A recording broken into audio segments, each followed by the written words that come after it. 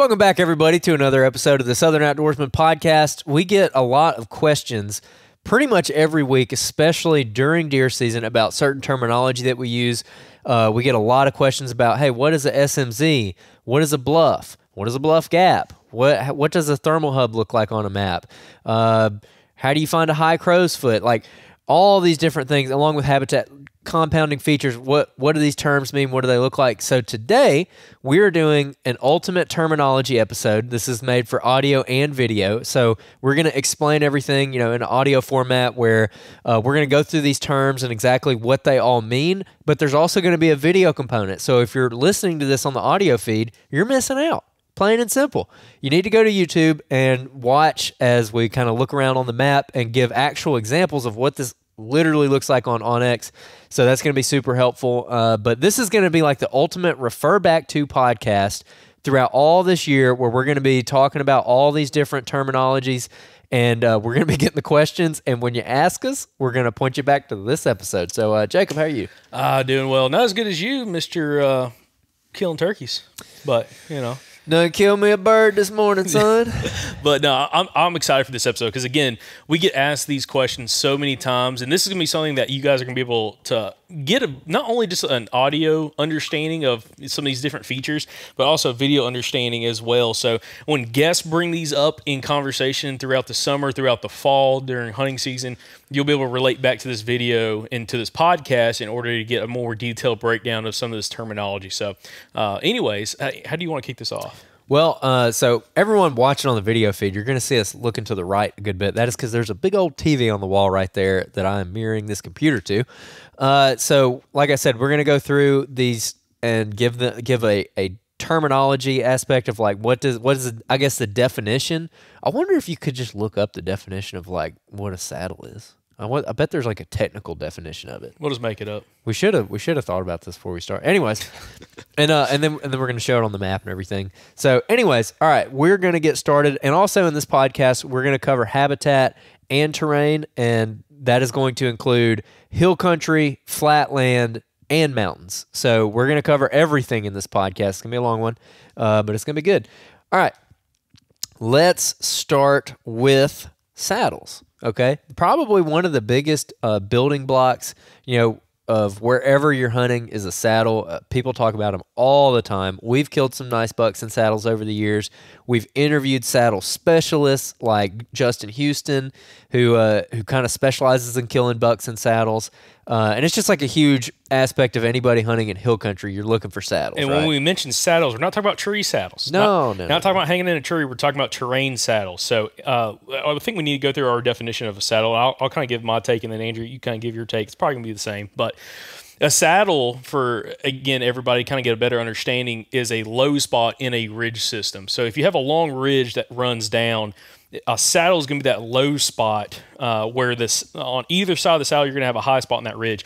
And deer will naturally, again, in areas, especially when there's not a ton of saddles and they're a lot more selective on the options out there, deer are going to either sometimes walk directly through the saddle because it's the shortest route to go from one creek drainage over to the next creek drainage is walking through the saddle. But also a lot of times, and this is what we see a bunch, is specifically bucks side hilling and kind of wrapping around the lower side of the saddle, trying to cut doe tracks that are potentially crossing the saddle. And also it's a really good spot to find scrapes and rub activity. Yeah, definitely. I couldn't have said it any better myself. The only caveat that I'll add to it is when you go to look at a map, and you can look up examples of saddles on Google fairly easily. I mean, you just Google like saddle topo map examples and you'll get a bunch of them. But what makes one saddle better than another one? Because if you're in any kind of decent hill country, there's going to be saddles kind of all over the place. Like I haven't hunted really anywhere where it's hard to find a saddle. There's saddles all over the place. So what makes one better than another one? To me, it's what is on either side of the saddle, and is it something that deer are going to be coming to and going from? What's that? No. Keep going. I've got a really good example of I think where we've had the most success on saddles. Now, not all the success, but some of them is saddles on long secondary ridge points coming off like a bigger ridge where the saddle is very close to where the secondary ridge point comes off the main ridge. Yeah, definitely. For me, a lot of times what that saddle is like it connects two land masses together. That's what I like, because especially when you're down here, and I'm not going to say the habitat is monotonous, but there's kind of thick cover everywhere. It's all woods. It's all bedding. It's all food. So what makes one saddle better than another one? And to me, that is like a creek drainage being connected to another creek drainage, like a completely separate creek system. That's what I like, because where everything is all considered equal, if a deer wants to go from one creek system to another one, that saddle's the best place to go. So I look for the saddles that connect those. And all right, audio listeners, you're missing out right now, because on the video feed, I'm showing this example of a saddle that is just that. Jacob found this yesterday. This is some random private land in Mississippi that we're looking at here.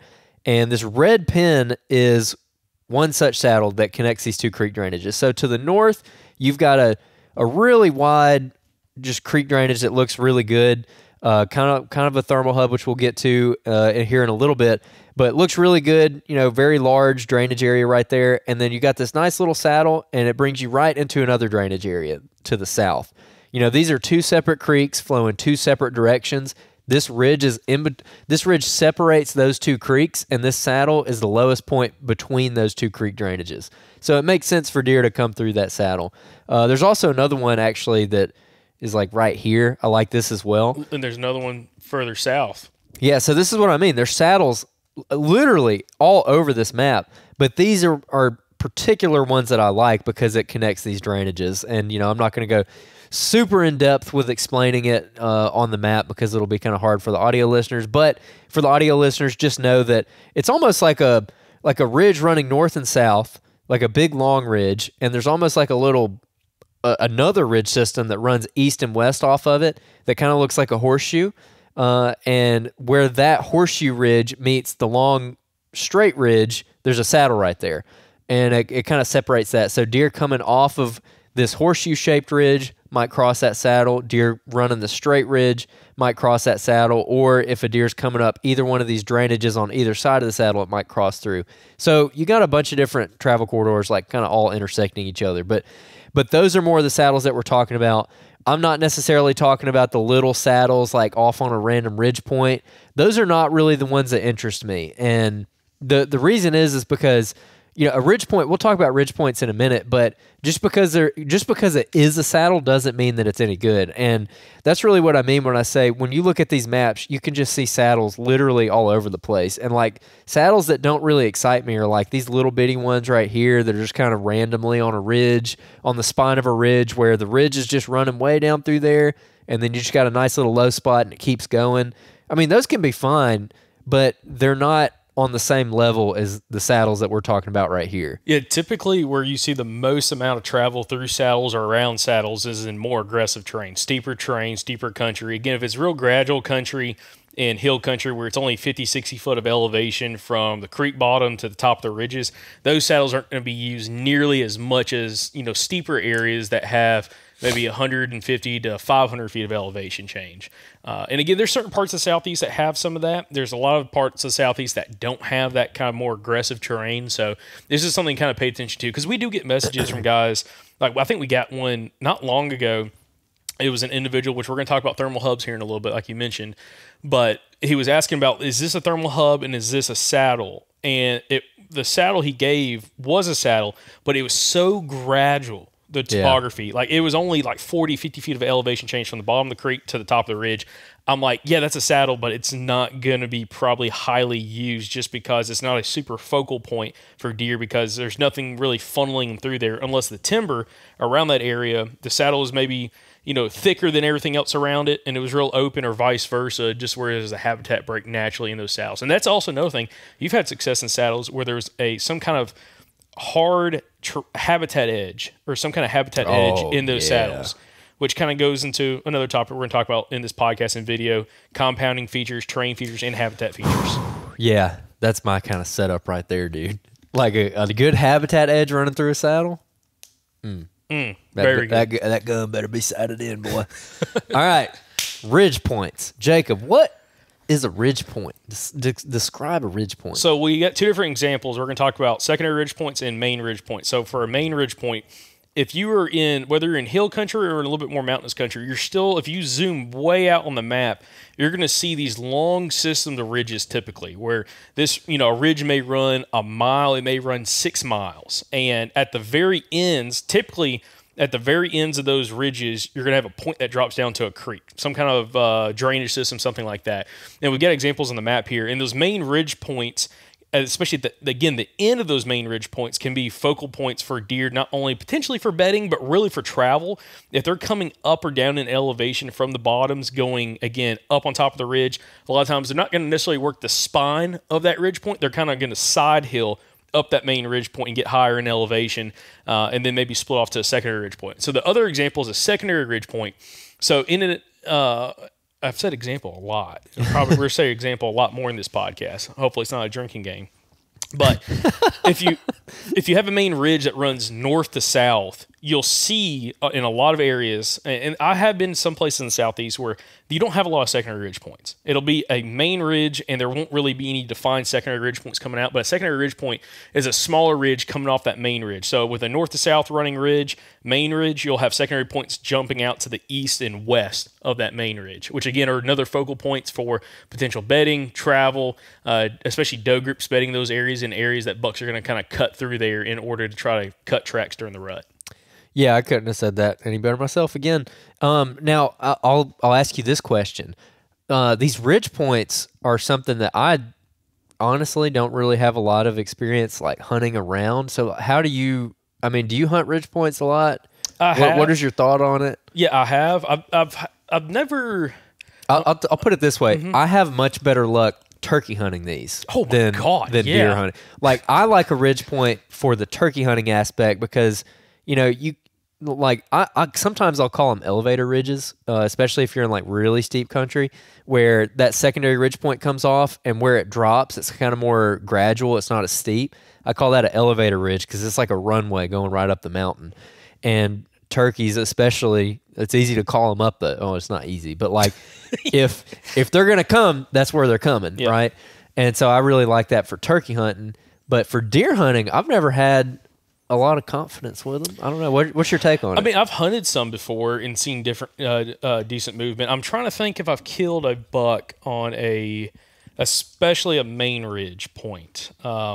None are coming to mind necessarily, but again, a lot of times they're pretty good locations for running cameras just because, especially like one of these real big main ridge points dropping down to a creek bottom, it's such a focal area for movement, again, going up and down in elevation. And a lot of times you're going to find scrapes in those areas. Like me and our buddy Greg Mayhair from Meadow Creek Mounts, we were target hunting an area that had some pretty good sized ridges on it. And we came off one of these big, really it'd be a big secondary ridge, but it almost acted like a main ridge because it had other ridge points dropping off to the east and west. And there was deer sign all down that ridge point. I mean, rubs, scrapes, everything. And like you said, it was the more gradual path to get up and down in elevation versus, walking up one of the ditches, one of the drainages. So it's one of those things that it's worth scouting, and especially if you have a ridge point that has a lot of cover on it, like there's a very good chance you can find some bedding, especially a secondary ridge point. But a main ridge, a lot of times it seems like the main ridge points is where you're going to find a lot of old tree stands. And you're probably going to find, if you're on public land or on private land, you're probably going to find a ladder stand, on a main ridge point at some point. Yeah. Whether it's on the very top of it, whether it's halfway down, whether it's close to the bottom, it's a pretty common place for a lot of people to hunt. And again, clearly people have success there, but it's something that I don't necessarily focus on a whole bunch. Yeah, definitely. But also it's important to understand ridge points and secondary ridge points specifically because it's going to factor into a lot of other stuff that we end up talking about. And Flatlanders, I promise we're getting to you because we're talking about a lot of terrain right now. But again, on the audio feed, you should go to YouTube and look at this because right here, this is just a really good example of, I feel like what we have in our heads a lot of times when we're mentioning secondary ridge points and primary ridge points, it's pretty self-explanatory, but if you just want like a really good idea of what kind of pops into my head when a guest mentions that or when we're talking about it amongst ourselves, I mean, this stuff is exactly what I'm thinking of. You got your big main ridge point right here, and then you got all these nice little secondaries coming off. And if I zoom out, you can see what we mean when you're talking about finding a main ridge point, because look, this is big old ridge. When you zoom out, you can see it very obviously, the two major creeks on either side of it. And the very end of that ridge is that main ridge point. So that actually looks like a really good spot. I would love to walk that, but we can't because it's not public. And knock on doors. Yeah, we're going to knock on some doors. Okay, let's talk about a ditch or a drainage. So a ditch or a drainage. Now, this one actually could apply to flatland as well a little bit. Yeah, correct? yeah, absolutely. Yeah. So, all right, I guess I'm kind of picking on you for all these definitions, but why don't you define a ditch or a drainage? So when we're talking about ditch and drainages, we're also going to mention the term SMZ, which means stream side management zone, and we'll explain what that is in just a moment. But a ditch or drainage, of course, is just going to be a low spot coming off one of these ridges, dropping down to some kind of a bottom. Typically it's going to be some kind of creek bottom. We have a lot of water down in the deep south, and whether you only have 10 feet of elevation gain from the top of ridge to the bottom, or 500 feet, you're going to have ditches and drainages. Now, in a lot of areas in the deep south where we're at, and probably where some of you guys are coming from as well, both the audio listeners and the video listeners, is a lot of the country that we hunt down here is logged. It's either, whether it's public land or private land, people are cutting timber, they're cutting pines, they're cutting hardwoods. And when they cut an area, they're going to leave what's called a stream side management zone, which are these ditches and drainages of different sizes that the timber companies are not allowed to cut all the way through for erosion control. So they leave timber in these ditches and drainages. And a stream side management zone or a ditch and drainage is something that can be extremely effective as an area where you have a really good edge. You have an edge between hardwoods and pines. You have an edge between two different age timber areas, and it's going to be natural travel corridors for deer going up and down elevations. And also, because there's a natural habitat edge there between the mature timber and the ditch, and then also like the cut areas, that's going to be an area that deer are going to bed along and also travel along, kind of sticking to the edge of that cover. Yep, definitely. Also, really, I feel like this is a little bit important to highlight in that there's some regional differences with how people refer to these, I feel like. Because, so if we take our example on the map here, what I call a drainage is an SMZ. So I kind of use them interchangeably. A drainage would be like something that has a creek in the bottom of it, whether it's dry or not. It could be like a little bitty dry brook. Like runoff. Yeah, like runoff, like a little dry brook, but there's like a defined little creek there, whereas a ditch might not have any kind of water in it. And a ditch is a ditch, right? Like, everyone knows what a ditch is, like a ditch on the side of the road, except the ditches we're referring to are running up and down the side of a hill. And we've got a good example here for the video video watchers, the viewers. There's an SMZ for the example for the audio listeners. We're looking at an area where there's a fresh clear cut. There is one creek drainage that runs up into this clear cut on this ridge system. That's going to be your SMZ. That's where they've left a lot of timber, again, in and around that creek system, in that fresh cut. Yeah, you can see this timber down in here. Yep, and then and that creek kind of runs east to west. Well, there's a ridge on the north side of the creek and the south side of the creek. When you look in that clear cut, there's these ditches that run up, and they've cut straight across most of these ditches. Because, again, these ditches aren't massive areas that there's going to be a ton of runoff compared to the actual creek bottom. So they cut straight across those ditches. So, again, a lot of people we have different podcast guests that talk about bucks using ditches to get up and down elevation and kind of stay hidden as they go up and down elevation, especially like a past guest, Shane Parker, talked about micro ditches or micro drainages going up and down ridges.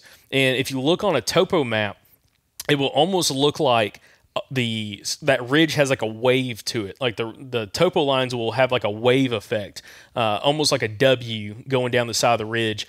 And that's highlighting some of these subtle ditches that are running up and down an elevation. And again, really interesting spots. A lot of times you'll find, especially if it's not necessarily like the example we have pulled up on the map where there's multiple ditches on this ridge, on both of these ridges.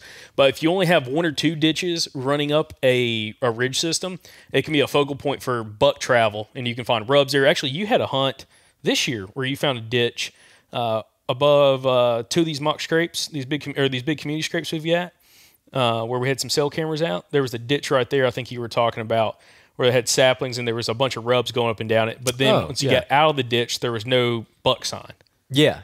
On at you know where? Mm-hmm. Okay, yeah. Yes, correct. That is correct. So that's a good point. So that's a more mountainous area, and I feel like some guys that we talk to, especially guys from Arkansas, for some reason, they will.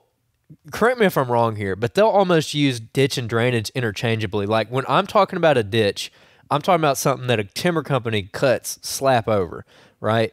When they're talking about a ditch, they might be talking about like an actual, what I would call a drainage, like something a lot bigger. So just know there is like a little bit of regional variation in that.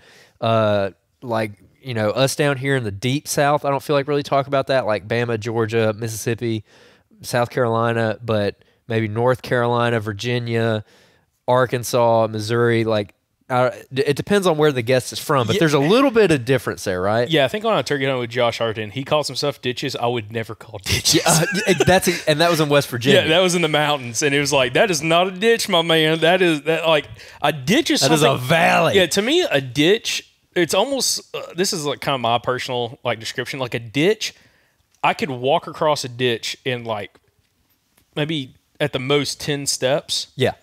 Where like a drainage, you know, you're hiking down through, you're coming up the other side. Like it's going to take a little bit more time.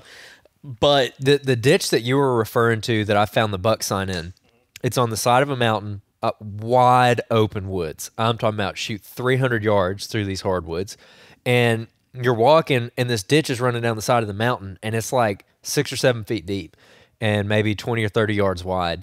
And when you're walking through there, you look right over the top of it. You don't realize it's there because it blends in. And then you get to the edge of it and you're like, oh, there's a ditch here. And you get down in that ditch and there's just a little bit of mountain laurel and stuff growing in it. And there was buck sign running up and down that ditch. The surrounding woods were void of life. There was nothing there.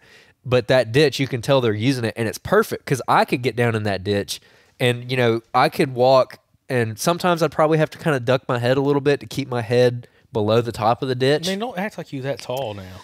Well, it was probably like 5.5, 6 feet tall. Man, you ain't 6 foot. Come on now. Well, that's what I'm saying. There's variation, son. Okay. Golly.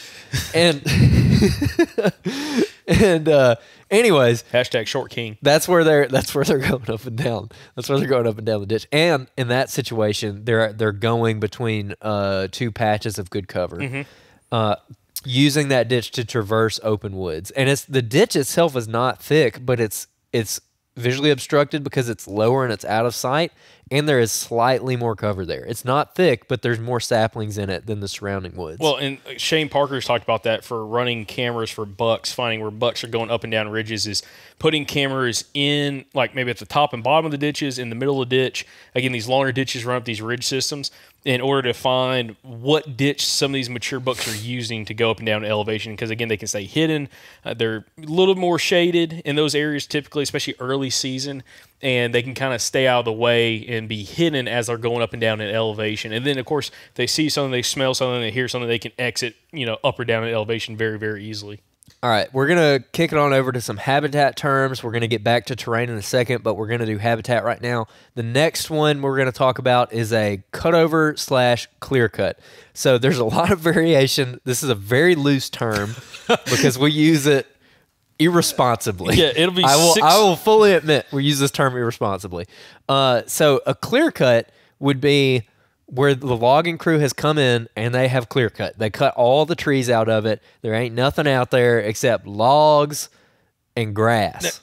Remind me, because we use these terms interchangeably so much, clear cut and cut over. What term did you mostly use growing up? And even now, do you use clear cut or cut over? I think we always said cut over. See, we always would say clear cut. That's I don't know. We used them interchangeably. I don't feel like I really used one more than the other. But I feel like when we talk about this kind of goes back to regionality with everything. Like growing up hunting with my uncles, we always would call them clear cuts, and like other people call cutovers. It's all the same stuff, just where logging companies have come in and cut, and then they replant. Typically in the southeast, we're going to replant pines. Some areas of the country, like I know up in the Midwest, upper Midwest, they just let them naturally regenerate with, whether it's aspens or, different oak species, and then, they just kind of let them do their thing and then, cut them in, 60 years. But clear cuts are something that if you're in the southeast or any area where there is logging going on, it's a major factor for you for not only like bedding cover, especially as they grow up in age, but also for habitat edges and areas for the deer to feed on, especially the first 5-6 years typically after they've been cut and they've been replanted up until, which Andrew will talk about this term in a little bit, these clear cuts age out where the understory becomes not thick. There's too much overgrown pines and there's not enough sunlight coming through. So again, there's not a lot of food and browse for the deer and not a lot of cover. But it's a major factor for us and how we hunt in the Southeast, and for probably a lot of you guys that live in the Southeast as well, as hunting and using areas that have been clear cut or cut over. So the only like I guess like how do I say this word, differentiation that I've heard people use between clear cut and cut over is I've had people tell me that they'll say if it is fresh, meaning sub 1 year old, hasn't had a growing season on it yet, it's a clear cut, quote unquote. Okay, where they've come through and they've cut everything and it's just really just dirt and slash out there. Slash is all the leftover, it's the limbs, the non-marketable trees that they leave out there, the bark, like the slash piles. Like, you know, if you've been in a clear cut, you know what I'm talking about.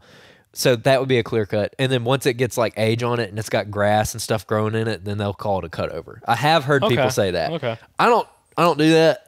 I just say whichever one rolls off my tongue. But also, kind of go back to us irresponsibly using that term. So that's what I'm getting at. Like a lot of times, we'll be like, "Oh yeah, man, we're hunting clear cuts," and a lot of listeners will message us like, "Man, how are you hunting? You know, clear cuts?" I'm like, "Well, it's not necessarily when we're hunting a clear cut. It's not a fresh clear cut. We'll call when they plant the pines. The pines might be 6 years old in that. We're cutting that cut over. Yeah, in that clear cut, that cut over, and we still call it that because in my brain it's still a cut over. But it's right. I mean, I guess it technically is, but also like the trees have grown up, so it doesn't look like again a 1, 2, 3 year old clear cut or cut over. Yeah. So this goes back to on a couple recent episodes we've talked about timber cycles, and this is obviously part of a timber cycle here in the Southeast. When they cut, they go plant the pines in it, or some of them will naturally regenerate. But generally speaking, when they cut it, within about 3 years, your pines are going to be pretty tall. They're going to start kind of getting up and they're getting pretty bushy, especially if they're planting loblolly. Actually, specifically if they're planting loblolly pines, which is what most people plant in the Southeast. Within 3 years, they're going to be getting kind of big. There's going to be a lot of grasses and stuff growing up in between all those trees. It's going to be a thick, nasty mess that the deer like. And that's like talking about rifle hunting, that those first like 1 to 3 years are prime time. And yes, even if it is 1 year old and there's like no cover in it yet, the deer still go in them. And that's something that we actually get a lot of questions about is, hey man, they cut this in August or whatever. It's November. Should I hunt it? Yes. Or it's November. They cut this last week. Should I hunt it? Yes, you should, for sure. They don't care, man. They don't care about the logging activity. They'll go out and that stuff. Well, speak about that. What is one of our favorite features to hunt inside of a clear cut that we just talked just about? Like a nice low spot in that ditch, bad boy. Low ditch spot, SMZ, in a clear cut. Oh my God. A big SMZ that comes up and then kind of fades out to like a bowl, which we'll talk about what a bowl is too in a little bit. Those are like hot spots in clear cuts. Again, we're talking gun hunting here specifically in that application, but if you can find where like a big drainage, almost like a big SMZ kind of fades out to a ditch as it goes up where they've cut across that ditch, that low spot's where you're going to find a lot more of the deer movement. And actually, I hunted one of those this year where that clear cut's a little bit bigger now. Those pine trees are probably 5-6 years old. And if you climb high enough up in a tree, you can see down into, you got to climb about 25 to 30 feet at least to be able to kind of see down to patches of it. But all the deer I would see in that area for the most part were all coming in and out of a big ditch where they cut across it and then it kind of transitions down to an SMZ, again, a stream side management zone where there's timber in it. And that was where all the deer movement was coming. So if you can find stuff like that, they're fantastic places to be able to hunt. Again, run trail cameras the whole 9 yards, and definitely something that we try to pay attention to. Yeah, for sure. And, we got a lot of listener success stories from that tactic last year. We talked about it amongst ourselves. We also talked about it with several guests and went kind of in depth with it. And I mentioned that we're about to start posting deer listener success stories again. We had so many come in last year, and we were posting several a week, pretty much all deer season. And then about mid-January, I quit posting them because I was like, I'm going to save this last batch and post them throughout the summer and get people hyped for deer season, you know? Well, I went in and like actually counted them. We were posting like 3 to 4 every single week for like 4 months last year throughout deer season. And I went and looked, and we still have 91 that we have not posted. So those are going out. They're starting this week to go out. And I'm going to be posting a bunch every week, because to get through 91 listener success stories between now and September, I'm going to have to post 4 or 5 a week. So those are going to be on our Facebook page. Every once in a while, we'll throw one on the Instagram if your picture's good enough. That's a big factor. So if it's like a really good photo, we'll throw it on our Instagram. But all of them go on Facebook, and we'll feature some of them in our Woodsman Wire, which is our email newsletter as well. You can sign up for that on the website. But yeah, we're posting through those, and I bring that up to say that a lot of those listener success stories came from hunting stuff like this, hunting a nice low spot in a clear cut, cutover, whatever you want to call it. So anyways, just to kind of round this off, your clear cut will start to age out after, maybe, it depends. I mean, it just depends on where you're at. It depends on the soil, I guess. It depends on a lot of things. But usually that 5, 6, 7 year mark, those pines are getting too big, and you can't climb a tree on the edge of it and really see into it good anymore. You know, those first couple years, you can climb a tree on the edge of it, and you can see way out across that thing. You can shoot the whole thing. When it starts getting to that 5 year mark, it's more patchy, and that's when you have to be a little bit more intentional about where you're climbing on the thing. And you need to get in a spot where you can see just that drainage. Like, you just need 3 or 4 windows in that drainage, and, you know, hopefully he'll walk through one of those. But it's not like, you know, get somewhere on the edge of it and you can see the entire thing. Now you're hunting little holes and gaps in it where you can still see into it, right? 3 things. First, I want you to talk about, when you mean age out, what do you mean by age out? Number 2, when it comes to clear cuts and you say it ages out, talk about when you mean it ages out from like a huntability, but also deer using it. Okay. So aging out would mean your pine trees grow up to be too big and they kind of overtake it. And that timber cycle, again, you're hunting that timber cycle. So on the map, audio listeners, you need to go to YouTube. On the map, we got the fresh clear cut over here, but on the other side, we have another quote unquote clear cut. This is a pine thicket now at the time this image was taken. And if we zoom in, we can see rows of pine trees. These are rows of pine trees that they've planted. And I would consider this, from a hunting standpoint, to be aged out. Once your trees are this big where they're looking green on a map, or when you go out there in person and your trees are like 10 feet tall, from a hunting perspective, it's pretty much aged out. You can still hunt the edges of it, but you're not going to be able to get in a tree on the edge of that thing and climb up and really see into it effectively to hunt. So from a hunting perspective, in my opinion, that's aged out. But from a deer perspective, it's not, because really it's kind of getting into its prime at that point, in my opinion. Again, like, once you get into that section of time when it's too thick to hunt, like you can't shoot into it with a rifle, but you've still got a really good understory and good thick cover under there, that's almost when I find the most deer actually bedding in the thicket and using the thicket, as opposed to maybe just hanging around it, maybe bedding in it every once in a while, when it's a little bit younger and you can still see into it. But when it's like that, dude, that's when I really find the deer staying in the thing. So you said the clear cut. You said another term that I don't think we have written down, but what would you describe as a thicket? Visual obstruction. So any area of habitat that has enough visual obstruction to hide a deer that is more than that's 10 yards from you. Like, if it's 10 yards from you and you have a really hard time seeing it, that's a thicket to me. It's different for different areas, but, you know, a thicket. It's pretty self-explanatory. We usually refer to things that you would run rabbit dogs in. So if you've ever rabbit hunted here in the Southeast with beagles, the same kind of stuff that you're running swamp rabbits and hillbillies in, that's where that's the thickets that we're referring to as, you know, good hunting. So anyways, that's, and what's happening there, by the way, to finish off your point, on aging out.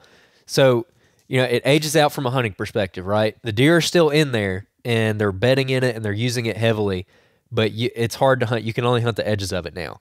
The next stage of aging out is when you reach what's called stem exclusion. So that is where these pine trees, and on the map, by the way, this map example, these pines are very, very close to that.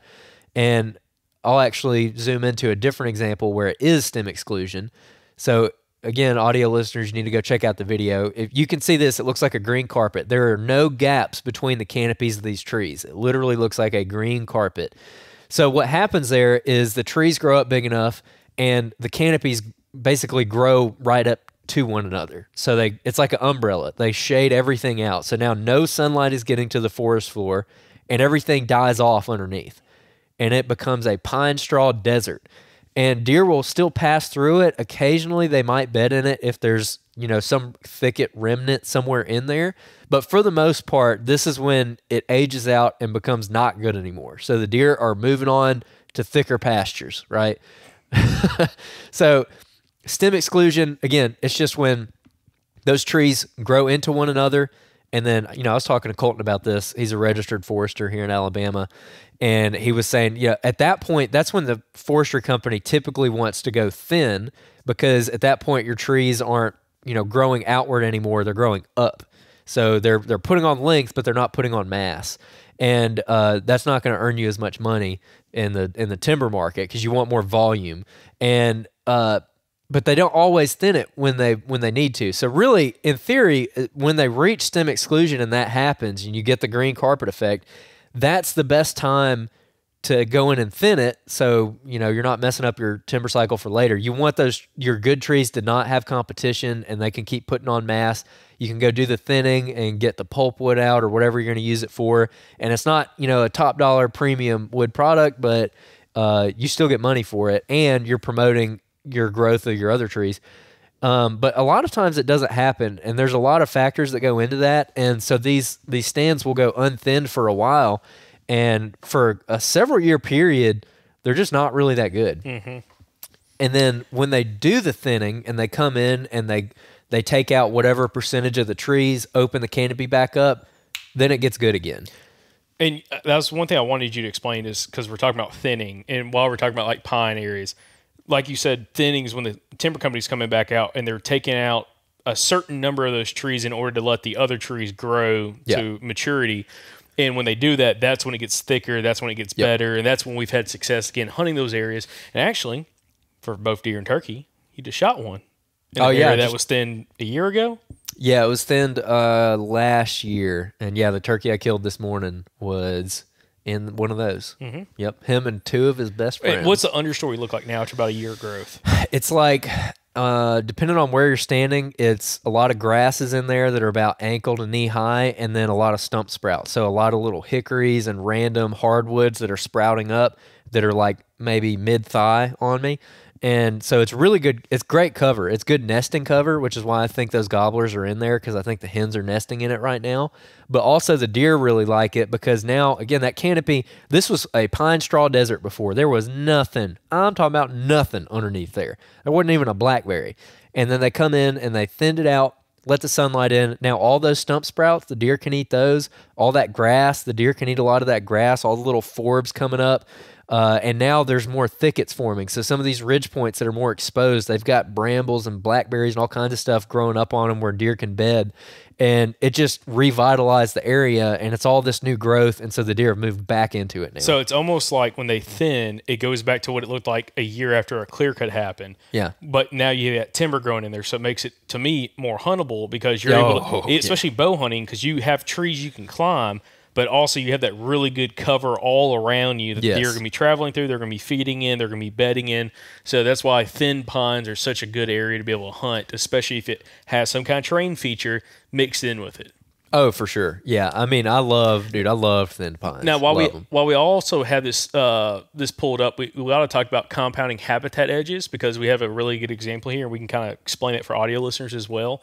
So I've had you talk for a little while, so I'll kind of explain a little bit on compounding habitat features. So when this comes up very often on the podcast, especially when it comes to guests talking about areas to find and locate deer, and specifically bucks, not only where they're bedding, but also where they're spending a lot of their times, especially early season, which is compounding habitat features, where you'll have especially in timber country land where there's a lot of logging happening. It's very easy to find this, and we've got an example put up on the map that we'll discuss in just a moment. But the best example I can give for a lot of our southern listeners and viewers is if you're in an area where they're doing a lot of clear cuts, if you have a creek that runs down between two different ridges, one ridge gets clear cut, and then 5 years later, the next ridge on the other side of the creek gets clear cut. That SMZ, that creek drainage, is going to be a really good compounding habitat feature because you'll have two different age pine thickets growing up along with that SMZ with those hardwoods growing up as well. And that area right there can have really good deer movement. Deer can bed there. There's a lot of forage for deer to feed on. And especially when you start getting to 4 or 5 habitat edges all coming together in one spot, especially a really small spot, you can really have some dynamite deer movement. And again, excellent places to run trail cameras and really, really good spots to deer hunt as well. And we've got one of those spots actually pulled up that, Andrew, I'll let you kind of explain about. And also, do you have any other take on just compounding habitat features? Yeah, I mean, compounding habitat features, it just comes down to like a diversity of habitat types running into one another. But also we talk about it like it could be a compounding feature between a terrain feature and a habitat feature. But we're going to kind of get into that a little bit more. But can you give an example of an area without logging? What kind of compounding habitat features you found before? In an area without logging, it could be any kind of natural disturbance. Like maybe there's like some kind of beetle kill where beetles have come through and killed a bunch of trees, or maybe there's like a bunch of blowdowns where a storm or a tornado has rolled through and knocked down a whole bunch of trees. Or I mean, it could even be in mountainous country. We've seen this where like your south facing slope looks one way and your north facing slope looks a different way. And maybe your north-facing slope has a lot more saplings on it, and it's just more sapling thick than your south-facing slope. That could be a habitat edge. In swamp country, it could be like the edges of marshes where you've got cattails, and where the edge of that marsh or lake or river or whatever is, you have sunlight penetrating through the canopy right there because, there's an open edge. And so the edges of that water, those are kind of thick. That could be a habitat edge. Beaver kills where beavers have come in and killed a bunch of trees. That's another one. I haven't heard that term. When you said beaver kills, I'm like, beavers are predatory animals? Yeah, dude. You better watch out.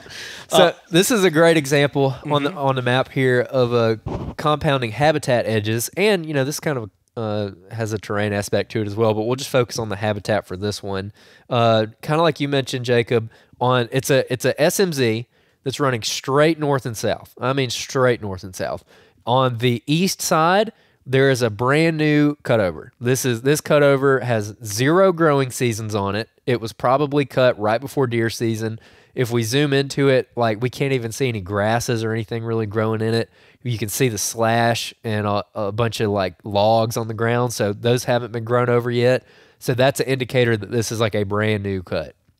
Oh, there's a shooting house right there too. Oh, there is a shooting house. Looky there. Now on the west side, it is probably a 1-year-old clear cut. And if we zoom into that, you can see it. There's like all kinds of grasses and stuff. We can still see some slash down laying over in this clear cut, but you can tell this is mostly grasses. I mean, the difference is pretty obvious between the two. Over here, it's dirt. Over here, it's grasses. And this grass one looks really, really good. And so those two meet right here at where this SMZ is.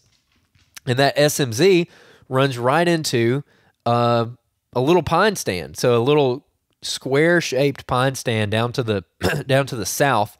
So essentially what it looks like is you've got one square that is a 1-year-old clear cut.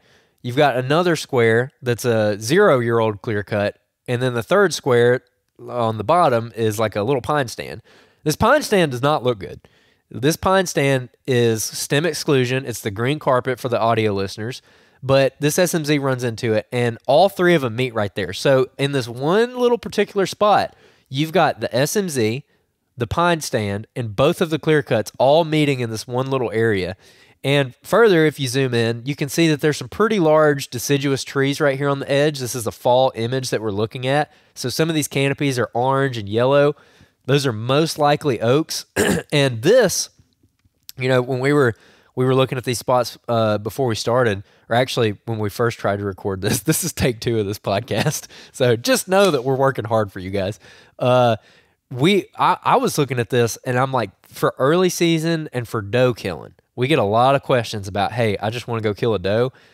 Boom, this is your formula. Like, this is what I like to do, and this is how I killed my doe on opening day last year and was able to just go in and get the monkey off my back on opening day, is compounding habitat features with feed trees. And that just looks really good from an early season perspective, and even later into the season, this could be really good as well. But that's a really good example of compounding habitat features, but essentially just look at it through that lens. So we got a podcast guest, or not guest, podcast listener that his first name's Tracy. Tracy will know exactly who he is when I explain this. Who, brand new deer hunter. He's only been deer hunting for a couple of years, and this is something that he actually used to his advantage. He just started hunting public land about, I think, maybe 2 seasons ago, and what he ended up focusing on, he ended up killing, I think it was 8 or 9 deer on public land, a handful with his bow and a handful with his rifle as well, was these compounding habitat features and habitat edges, like what we're talking about, what we're looking at on the map, where you have a bunch of different SMZs, a bunch of different clear cuts all coming together in one spot.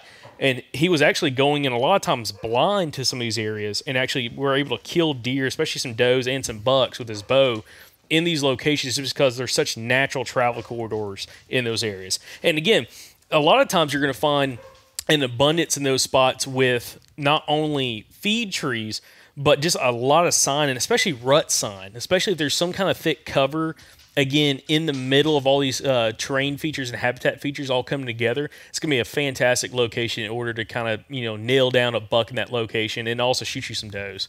Yep. Everyone loves a good doe hunt, my man. Okay, let's see here. Okay, this is one I wanted to cover before we moved on. Logging roads, roadbed / skidder trail. All right, this is a big one, especially, again, down here in the southeast, but even up in Appalachia, like when we've hunted mountains in the past, you still find these up in the mountains, and it's just a roadbed that runs through the woods. It's like an old, not open to vehicular traffic roadbed where they went in at some point to log or do something else. And had moonshine steels back in there. They cut some trails in. So this is super, super, super common down here in the southeast, and pretty much when you're in timber country, just about every ridgetop is going to have some form of a roadbed or logging road or skidder trail on top of it. It might be brand new.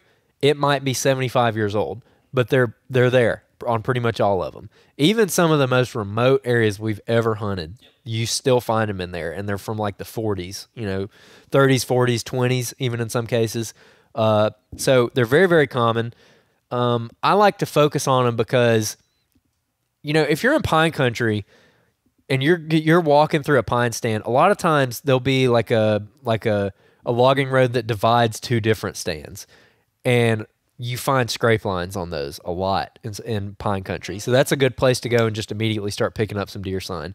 And another reason I like them is hunting thickets that have aged out, like we're talking about. Aged out from hunting ability, aged out from hunting. But prime bedding. Prime bedding. So we're going to go back to the example we talked about earlier, where here's a clear cut. That's not a clear cut. See, there, I just did it again. It's a pine thicket, okay? It's a pine thicket that you can't shoot into anymore. But if we zoom in, look at this beautiful little logging road running right through this thing. Just like God intended, man. I'll tell you what. Look at that. Running right through the middle of this nice thicket that deer are bedding in a ton, and you can sit on that logging road and just watch that logging road. Like, you got to be really quick on the gun because, they just walk right across there in 2 seconds. But it is a really, really good place to sit for like a rut hunt, especially if you're just trying to catch a buck slipping midday. It's a really good spot. Especially a rut hunt. Outside the rut, they can be pretty good, but during the rut, it's fantastic options. But also, not only that, but there's one thing about having logging roads. I think most people, if you've been deer hunting for any length of time, you've probably walked down some old or fresh logging road, skidder trail, old road bed to get to some spot you're going to hunt. Now, the thing about logging roads, whether they're fresh or old, is they're going to be probably the most popular way that other hunters are going to walk into an area, okay? And you got to pay attention to that, especially if you're hunting public land, because if you're going to run a trail camera on one of these, there's a very good chance you're going to have other people on camera, and there's a very good chance some of those people on camera may want to snag your camera. So just be aware of that. But again, we've had success hunting, road beds or logging roads, stuff like that, especially the ones that are going right through a nasty clear cut, like you said, Andrew, that's aged out where you can't shoot into it, but the deer are still bedding into it. And my favorite way to do it is you don't have to get in a tree to hunt a road bed, especially if it's fairly long straightaway. All you got to do is get you a chair, get you a little fold out, kind of lawn chair. And I personally like using, especially when we're talking gun hunting here, a tripod that your gun can actually attach to in order to shoot off of. So your gun, while you're sitting there, your gun is sitting right in front of you on the tripod. It's pointing right down that road bed. And when a buck pops out, or if you're even trying to shoot a doe, all you have to do is lean forward and just mount that gun and ready to shoot. Yeah. So I've got a couple tripods that I use for that. They work extremely well for that application. And it's fun to hunt like that because the cool thing is you're not worried about carrying a stand or your saddle or anything. You don't have to worry about getting a tree. You're not so worried about really having to get in there 45 minutes before daylight in order to kind of get set up quietly. You can kind of slip in, get set up, brush yourself in on the side of the logging road, and be ready to roll. And also for like midday movement, because you got to realize, listen, I've always, in spots like that, you see deer moving right at daylight. But as the morning gets on, it can get better and better as those bucks are cruising through those bedding areas trying to find hot does. And again, you can have tremendous success setting up in some of these spots midday during the rut when most guys are going back to grab lunch. If you can sit one of those spots for a very extended period of time, you can have tremendous success. And also, while we're talking about this, do you have any other points on logging roads? Yeah, I was just going to use this example right here in front of us because this is something that I would personally go and hunt tomorrow if it was deer season. and I had permission on this place. I really like this setup. Okay, so for the audio listeners, there is a logging road coming down off of it's running down a secondary ridge point. So there you go. We're, tying it all together. Running down a secondary ridge point. Where the secondary ridge point meets this main ridge, there's a road running right down the main ridge, and then there's a logging road running right down this main secondary. So obviously you can't hunt the main road. You can hunt these logging roads. So I like this because where this secondary ridge meets the main ridge, there's a nice little saddle right there. And it's right at the same elevation where all these little ditches and drainages kind of peter out, and there's another saddle over here. And so what I can see happening is a deer running this main ridge, and he's going to go through probably all these saddles. Or if there's one coming up the drainage, he'll probably cross through it.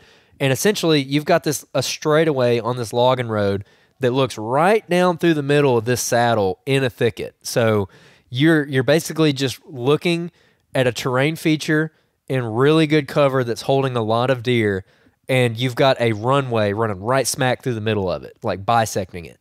And you can sit there and watch that logging road. So, but in a situation like this, like just leave your phone in the backpack. Don't have your phone out you'll lose opportunities. Yeah, you're going to lose opportunities. You got to really be on your P's and Q's when you're sitting in a spot like this. But I've killed several deer in spots like this. So I know we don't have this written down, but something that's worth mentioning is fire breaks. What is a fire break? Fire break would be where a timber company or a landowner has come in and they have dozed out. It could be usually it's an old logging road, but sometimes it is like a designated fire break where they have gone through and they've bulldozed it. They've cleared it out to bare dirt so they can burn whatever section is on either side of it. So basically what they'll do is they're like, okay, I want to burn this 200 acres. They're going to put a fire break all the way around that thing, and then they're just going to set it on fire, and it's going to burn up.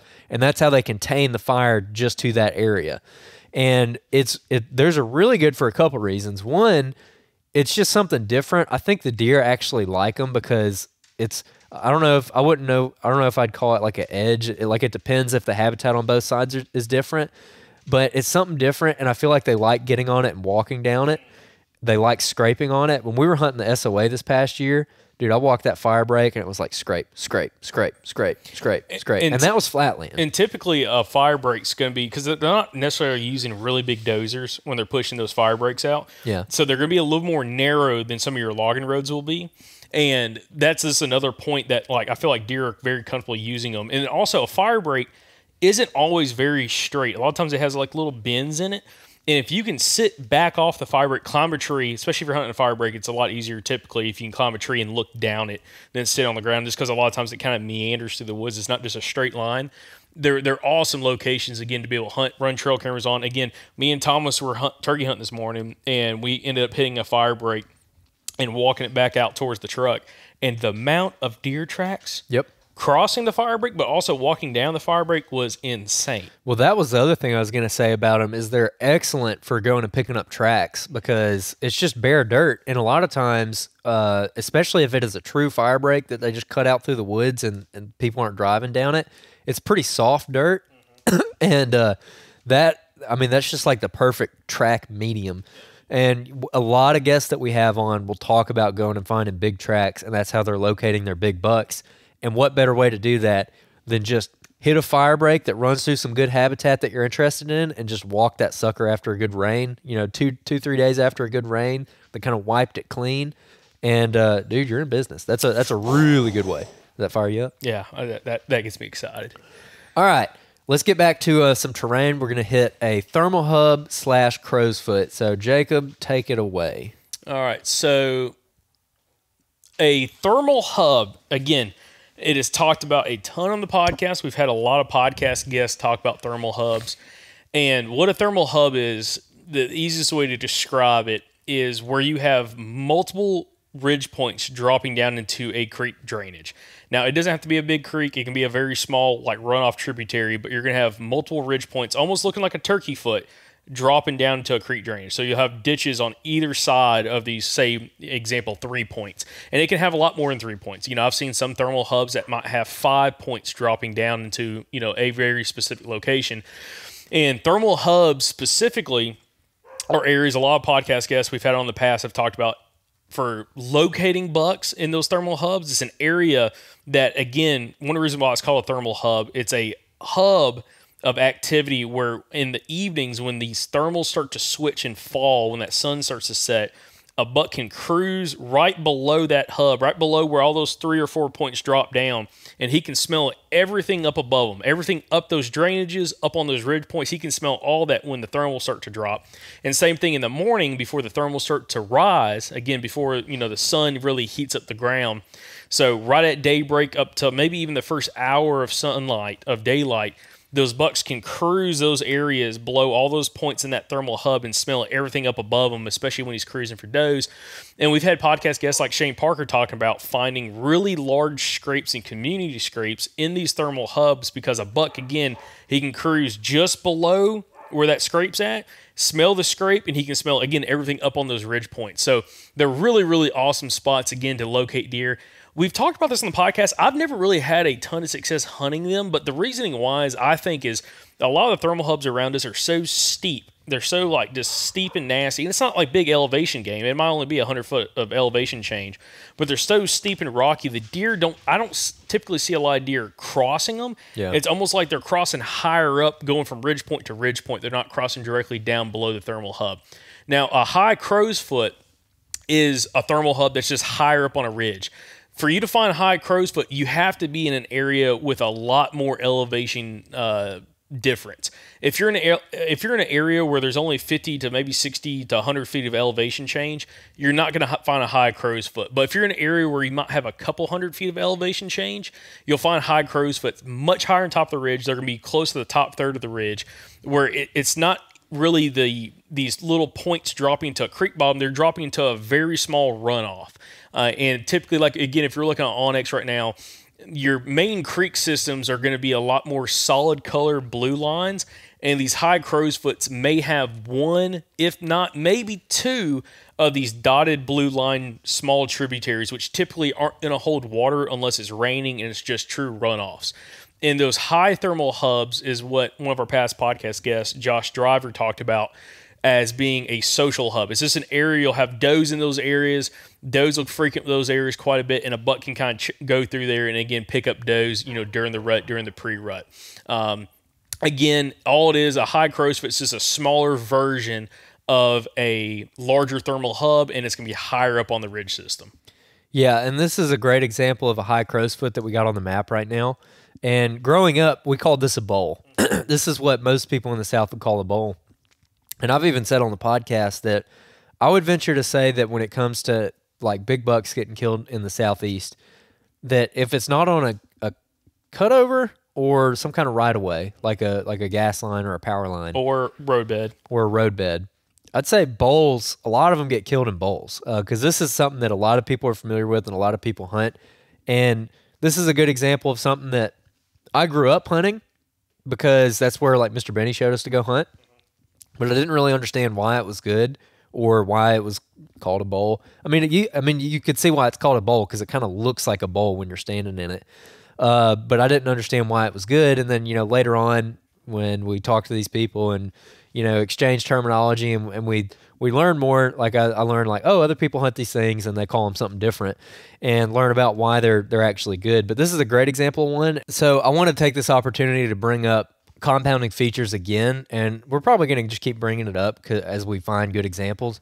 This is what I would call a good compounding habitat and terrain feature. So we got this high crow's foot right here. Again, audio listeners, go to YouTube. So it's a high crow's foot out, in the woods, kind of high up on this ridge. It's not down in the main creek bottom. It's higher than that. So it's like a tributary that comes off the main creek and goes up into the hills. It's at the top of that, the very top of that tributary. High crow's foot. So that's your terrain element.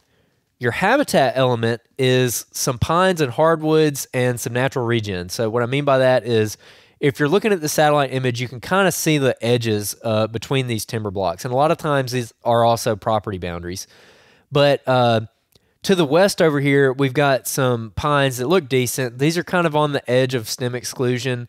You can still see like the rows of pines, but there's not very much daylight getting between those rows. So this pine stand is probably starting to age out, but it's still a good habitat edge. So the high crow's foot, it mostly falls within this little parcel that just looks like upland hardwood. So it's going to be your oak hickory forest. To the north of the high crow's foot, you've got what looks like natural regen. And it's kind of hard to explain what it looks like on the map. It would help if you go to YouTube, but this is where it looks like they've cut something and just let it grow back. They didn't go in and replant pines. You got kind of intermixed. You got pines growing in it, but you also got a lot of gray mixed throughout it where the hardwoods are growing in as well. So that's what makes me think it's natural regen. I don't know for sure. What is natural regen, by the way? It's just where they go in and cut, and the seed bank and just natural processes put all the trees back, essentially. So it's natural regeneration of timber. Yeah, it's natural regeneration of timber. And those two, all three of those parcels meet together, kind of in the top left corner of this high crow's foot. So your pine stand to the west, your natural regen to the northeast, and then your upland hardwoods, which is where the majority of this high crow's foot is, kind of almost in the top of that high crow's foot. All three of these features hit each other. So that's what I would call a compounding feature when it comes to terrain and habitat, because you got the high crow's foot and then you've got a great habitat edge going right through that thing. So deer are creatures of edge, so they're going to be more attracted to those edges anyway. And then not only are they more attracted to those edges, but they're running through this great terrain feature that funnels deer to it as well. Imagine what kind of scrapes you might find right where all three of those edges meet. That's a great example of a spot where if I walked to that spot and I did not find a big old scrape, I would be sorely disappointed. Like, that's the kind of spot, and we brought this up when we originally tried to record this, that the whole reason that we're doing this map scouting and the terminology and everything is because, like, nothing will beat boots on the ground. You have to go out and you have to do boots on the ground scouting. But if I can drop some pins like this one right here, and I can walk straight to those pins and straight to the areas of interest, then I can be that much more efficient with my scouting, and I don't have to just wander around until I randomly bump into something, which is not a bad way to scout either. Like, if you don't know where to start, a good way to scout, especially in hill country, is just walk. I mean, literally just go wander around in the woods, and you're naturally going to follow the path of least resistance. So you're naturally going to walk through thermal hubs. You're naturally going to walk through saddles. You're naturally going to swing up and around ditches. So the deer are doing the same thing. So I'm not saying that's necessarily a bad way to go about scouting, but once you learn this stuff, you can just be more efficient. So I've found so many scrapes in spots that look just like that. So I can look at that on the map and I can walk in there, and if there's no deer sign, no scrape, then I'll mark it off the map. If there is deer sign, but there's not a scrape, like there's not a good licking branch, then I'll go cut a licking branch and like tie it up. Zip tie it and make my own scrape in there. Because the deer are already using it, but there's just not a great scrape tree or a good licking branch. And so you can put that scrape there for them, to get them to come next to your stand or whatever. Just have a focal point for a camera or something. So it just allows you to be more efficient. But yeah, that's a good compounding feature right there. Do you have anything to add to that? No. I mean, it's one of those things that even if like you couldn't go scout, it's one of those places you go and hunt, like do an afternoon hunt. You kind of slip in there, see how it looks, and kind of get set up or kind of expand upon it, because when you have like those kind of habitat edges all come together, and then you have the terrain feature again, like a bowl, high crow's foot, thermal hub. You're gonna have deer moving through there at some point. Yeah, definitely. Okay, so this is another one that I really like. Ridgetop hubs. What is a ridgetop hub? So a ridgetop hub is, imagine we're going to use our hand for an example. Again, hopefully everybody's got a hand. At least one. If you don't have a hand, go find a buddy who does have a hand. Yeah, absolutely. And just tell them to spread their hand out. Spread their fingers all the way out. If you were to think about your palm of your hand or the top of your hand being the ridgetop hub, is the high spot on the main ridge system that has all these long secondary ridge points coming off, which is your fingers. That's what a ridgetop hub is. It's a central focal point for any movement that's coming up one of your fingers, which would be a secondary ridge point. If a deer comes up any of those secondary ridge points, it's going to meet at the very top of that ridge, which is your ridgetop hub. These are areas that, again, we've had other podcast guests. Again, one that comes to mind is like Shane Parker, and we've had others as well as talked about these ridgetop hubs as a focal point for movement of deer, especially during the rut, as one buck's going from one secondary ridge point over the top of ridge to another secondary ridge point, just like your hand. He's going to cross somewhere around that hub, that ridgetop hub at the very top of that ridge.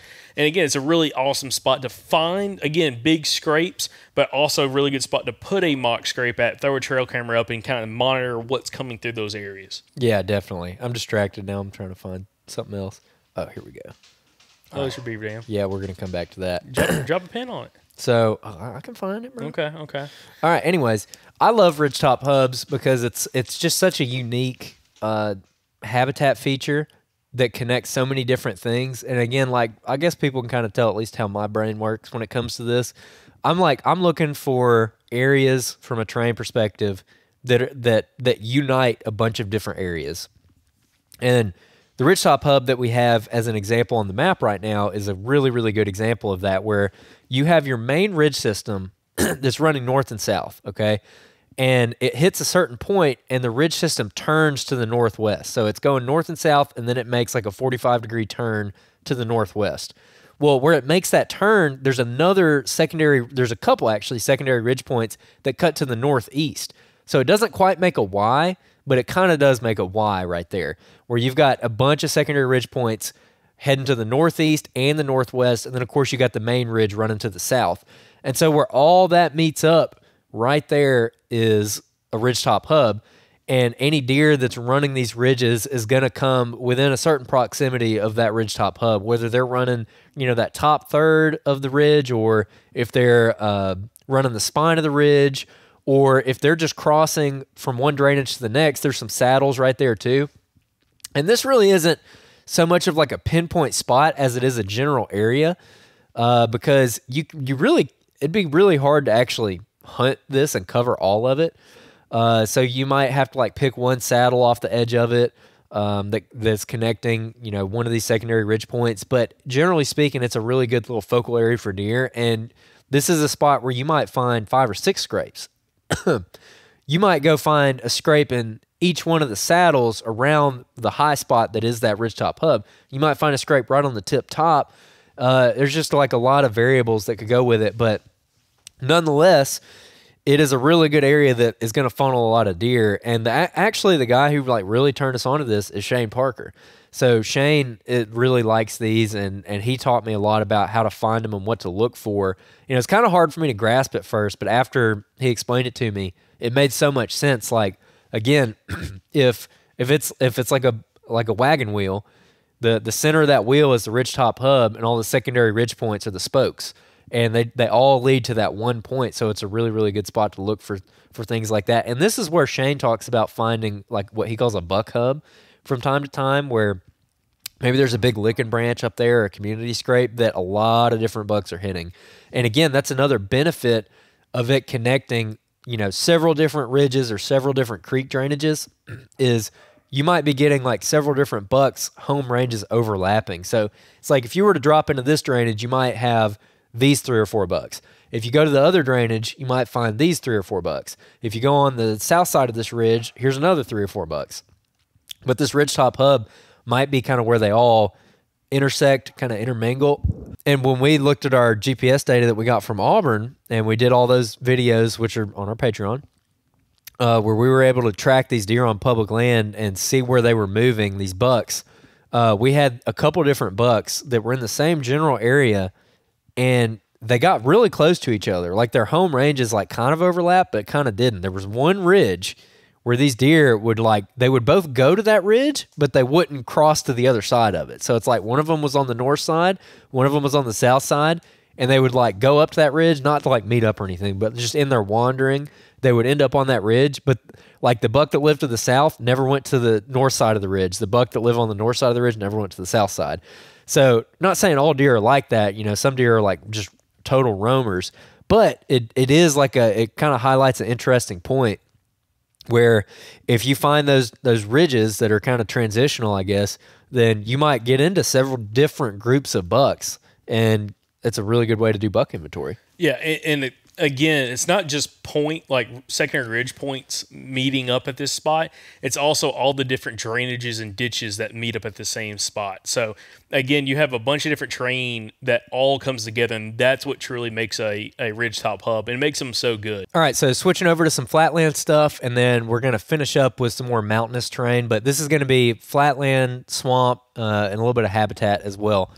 So the first thing I want to talk about is beaver dams. Okay, beaver dam, again, very self-explanatory. Everybody knows what a beaver dam is, but more specifically, a beaver dam for hunting purposes. So I'm curious on your take with this, Jacob, because you don't hunt a ton of flatland, but what is your take on beaver dams in general? Like, do you have any experience with them? Like, what's the deal? Yeah, I mean, beaver dams are pretty fascinating, especially in big river bottom areas, big flatland areas, lots of swamps. When you find, especially an older beaver dam it's large, it really expands across like a slough, some backwater, and it's been there for a very long time, where it's not just sticks and everything and a little bit of mud, but it's truly encased in earth, where the beaver dam's probably been there for decades. And the deer, it's just a natural travel corridor. Like if a deer wants to go across like a large slough or even a creek, if there's a large beaver dam there that they can navigate. And so we've seen beaver dams so big that, I mean, there are like trees, like small to medium-sized trees growing on the beaver dams and a lot of brush. And the beaver dam may be 3 feet wide. And those seem to be hot spots for deer in order to cross. And like I hunted a couple places in Alabama this year that had some beaver dams in them. And some large beaver dams, not small, but large beaver dams. And every one of those beaver dams had tracks going all the way across it. And actually, one of the beaver dams, we actually had a listener that got me on camera there. And Jeff, again, you know who you are. And he had a trail camera on that beaver dam to monitor bucks walking across it. And that one beaver dam, an example, it wasn't as old of a beaver dam, and the deer weren't necessarily walking always the top edge of it. Sometimes they'd walk on the down stream side of the beaver dam, where the water's pretty shallow. It's got a lot of dirt there, a lot of mud, but it's not like they're sinking down in a lot of water or a lot of mud. And they'd walk that bottom edge of the beaver dam, and he had seemed to have pretty good success catching deer there, but also catching hunters on camera. Yeah, so like myself. Yep, like me. So, and I think Andrew, you might be on camera too. So, yeah, I think I walked because we found the cameras, And when we got there, I was like, oh, man, this guy knows what he's doing. Yep. Because of how they were positioned. And we walked around the first couple, like walked around the back side of them. And then we kept going by. So I was like, let's just walk in front of it. Well, there was the one where I was going, I had to cross the Beaver Dam in order to get to another section that I wanted to hunt. And I had to walk in front of the camera. There was no way. I mean, the camera was so strategic on the spot. There was no way for you to get onto that Beaver Dam, around the Beaver Dam without swimming in order not to be on his camera. So bravo, sir. But again, Beaver Dams are fantastic travel corridors. I mean, gosh, dude, it's unbelievable. If you're, again, in swamp, river bottom, lowland areas where there's a big expanse of water, kind of like what we have on the screen right now, it is a fantastic area, again, not only really to hunt, but to run cameras on to monitor how deer are using that area and how often they're actually crossing those beaver dams. Yeah, and this could be a beaver dam. This also might be like an old dike or an old levee that's running through the swamp. But same principle. And it's kind of hard to see because this one's pretty thin. But you can notice that there's obviously a change in the water. So on one side you got all this green algae on one side. On the other side you got more open water, and it looks like probably cattails or some kind of vegetation like that, and then you got that hard edge running between them. That is that levee or beaver dam, whatever that is. But it's the same thing really. And also I find deer walking the actual beaver dam, but also I find deer crossing below it as well. And sometimes it doesn't have to be right at the base of it. It might be 10, 15, 20 yards off the base of that where they're just walking through the water. Downstream side. The downstream side where it's shallow. And I even had a hunt last year where I was walking that downstream side. It was about halfway up my shins with water, and there was rubs in the water where there was like the shavings were like sitting in the water beneath the rub where, these deer, they don't care about walking through a little bit of water like that, and they're even stopping and rubbing trees in the water, which is pretty cool. So that's a really, really good camera spot. I don't have a lot of experience really hunting those yet.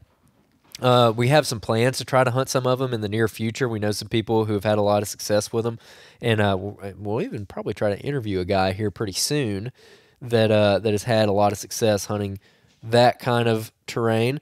All right, the next one we're going to do is an oxbow. So, Jacob, why don't you describe what an oxbow is? So an oxbow is, you'll find these around large creeks and rivers. And an oxbow is where the old creek or the old river, for example, had a large bend in it. Some people will call them like kind of a horseshoe bend where it makes a 90-degree turn. And because of erosion, at some point, the banks of that river will cut straight through, the current will cut straight through that sharp bend of the river and create an oxbow. So it'll create a new channel, and that old channel will kind of get filled in on the edges of it by sediment. And because of that, it has some backwater areas. Some people call them oxbow lakes, where there's that old riverbank or the old river channel still holds water, but it allows for a landmass to be kind of created on the outside of it. Now, oxbows, again, you're going to find these in typically where I see them is, again, flat, winding river bottoms. If you're in an area with a ton of rock, really steep country, there's so much hard structure and sediment that the river really has a hard time cutting through it. Versus these meandering rivers and creeks, there's a lot higher chance you're going to find oxbows in those areas. And we have one of those examples pulled up right now. Now, oxbows will create a really interesting terrain or habitat feature where you will have this land mass that's kind of almost cut off from everything else. And because of this horseshoe bend that the river ended up cutting straight through, you will have an area that will really make for fantastic bedding. And actually, see this right here. We've got this pulled up on the map again. Yeah, I thought about this. This is a good example. So this is something, again, you go to YouTube. There is a very large bend of this river that we're looking at right now. And at some point in the future, it may be 60 years from now, maybe 150 years from now, whoever owns this property on this long peninsula, they're about to have to take a boat to get to it. Yes. Okay? Because the water is going to cut through this. It is eroded so much of this section right here that, Andrew, actually measure that. How wide is that across? I'm really interested. Maybe 100 yards, 150 yards across? And this is on a main river system. 200 yards, 288 yards. Okay, so at some point it's going to cut across, and when this river changes course and cuts across this peninsula, it's going to create an oxbow. And again, oxbows are fantastic for a lot of people talk about, especially in the Midwest, bucks bedding there, and really interesting spots to be able to hunt during the rut because, again, when the oxbow is created, it's going to hold water around that island, which used to be a peninsula. And again, it's an area that a deer can bed at, they can feed at, and they have water to their back, so they don't have to worry about so much predators coming to them, and can make for really interesting spots to hunt during the rut because of the pinch points on either side of the oxbow. Yeah, definitely. And I don't have really any experience hunting oxbows yet. Again, that's another thing where in the next couple years we have some trips kind of in the hopper that we want to go do where we are going to try to target stuff like that. But it's something you hear about in the Midwest a lot. You hear Midwestern guys talk about oxbows, like guys who hunt in Iowa and Wisconsin and places like that will talk about them. And then also, again, like what you're saying, people who live in basically flatland, swamp areas where it's just muddy rivers. I believe it was Tim Knight that we had on who killed a really nice buck coming off of an oxbow. And, man, that was an early episode. I'll have to link it in the show notes of what episode that was. But one of the next things I want to get to here, you good with oxbows? Yeah. Okay. Pretty simple. So one of the next things I want to get to is a swamp ridge, okay? So this is totally different than the ridges that we've been talking about earlier. And again, this is like another regional dialect thing where it kind of changes depending on who you're talking to. If you're talking to Nathan Killen, Rusty Johnson, a ridge is big, right? Yeah. And it takes a long time to walk up and you'll be exhausted. If you're talking to Drew Atkinson, Richard Fott, guys who hunt in Arkansas, like in the flatter lands of Arkansas. Drew Atkinson hunts the mountains. Oh, wait, who am I thinking? Benji Vogt. Benji Vogt. My bad. And Jonathan Moreland. Guys like that, a ridge might be 3 feet tall, okay? So, like, literally, if you're used to hunting hill country, it is like nothing. It is not a hill. It's not even... It's a speed bump for you. It's a speed bump. But in a swamp, it's the highest thing around. That's a ridge. So, there's a couple different ways you can identify them on a map. One way is turn your topo feature on, and you're in a swamp, so there's really not going to be very many lines. But if there is a line, if there is a topo line, like the example we have here on the map, this is all flat land, and here's a nice little circle on the topo map right in the middle of this swamp. That's going to be a pretty defined high point if it, again, shows up on a topo map. Another way is vegetation changes. So one of the reasons that guys like Richard Fott or Jonathan Moreland or Benji Vogt target these ridges is because when they're running through the swamp, that little bit of high ground will have a different habitat component to it. So it'll be different kinds of trees growing up there, and usually that means red oaks or pin oaks or nutall oaks. Different kinds of oak trees grow on these ridges. So, we talked a little bit about subtle habitat edges before. I guess you could call that another subtle habitat change where it's just different than the surrounding forest, and obviously they're going to be going to those oak trees to eat the acorns. So another way that you can tell on a satellite image without having topo is just changes in the vegetation. So for instance, like, again, I got a map example here for the audio listeners. Go to YouTube and check it out. If you zoom in, it's very obvious if you look at any kind of, especially fall image of a swamp. If you zoom out of the swamp, you got a lot of this really dark timber. It's kind of black looking. Like over here, this looks like it's holding water, but it's like very gray, very black. The canopies are small, kind of hard to discern what's what. Now check this out. This little,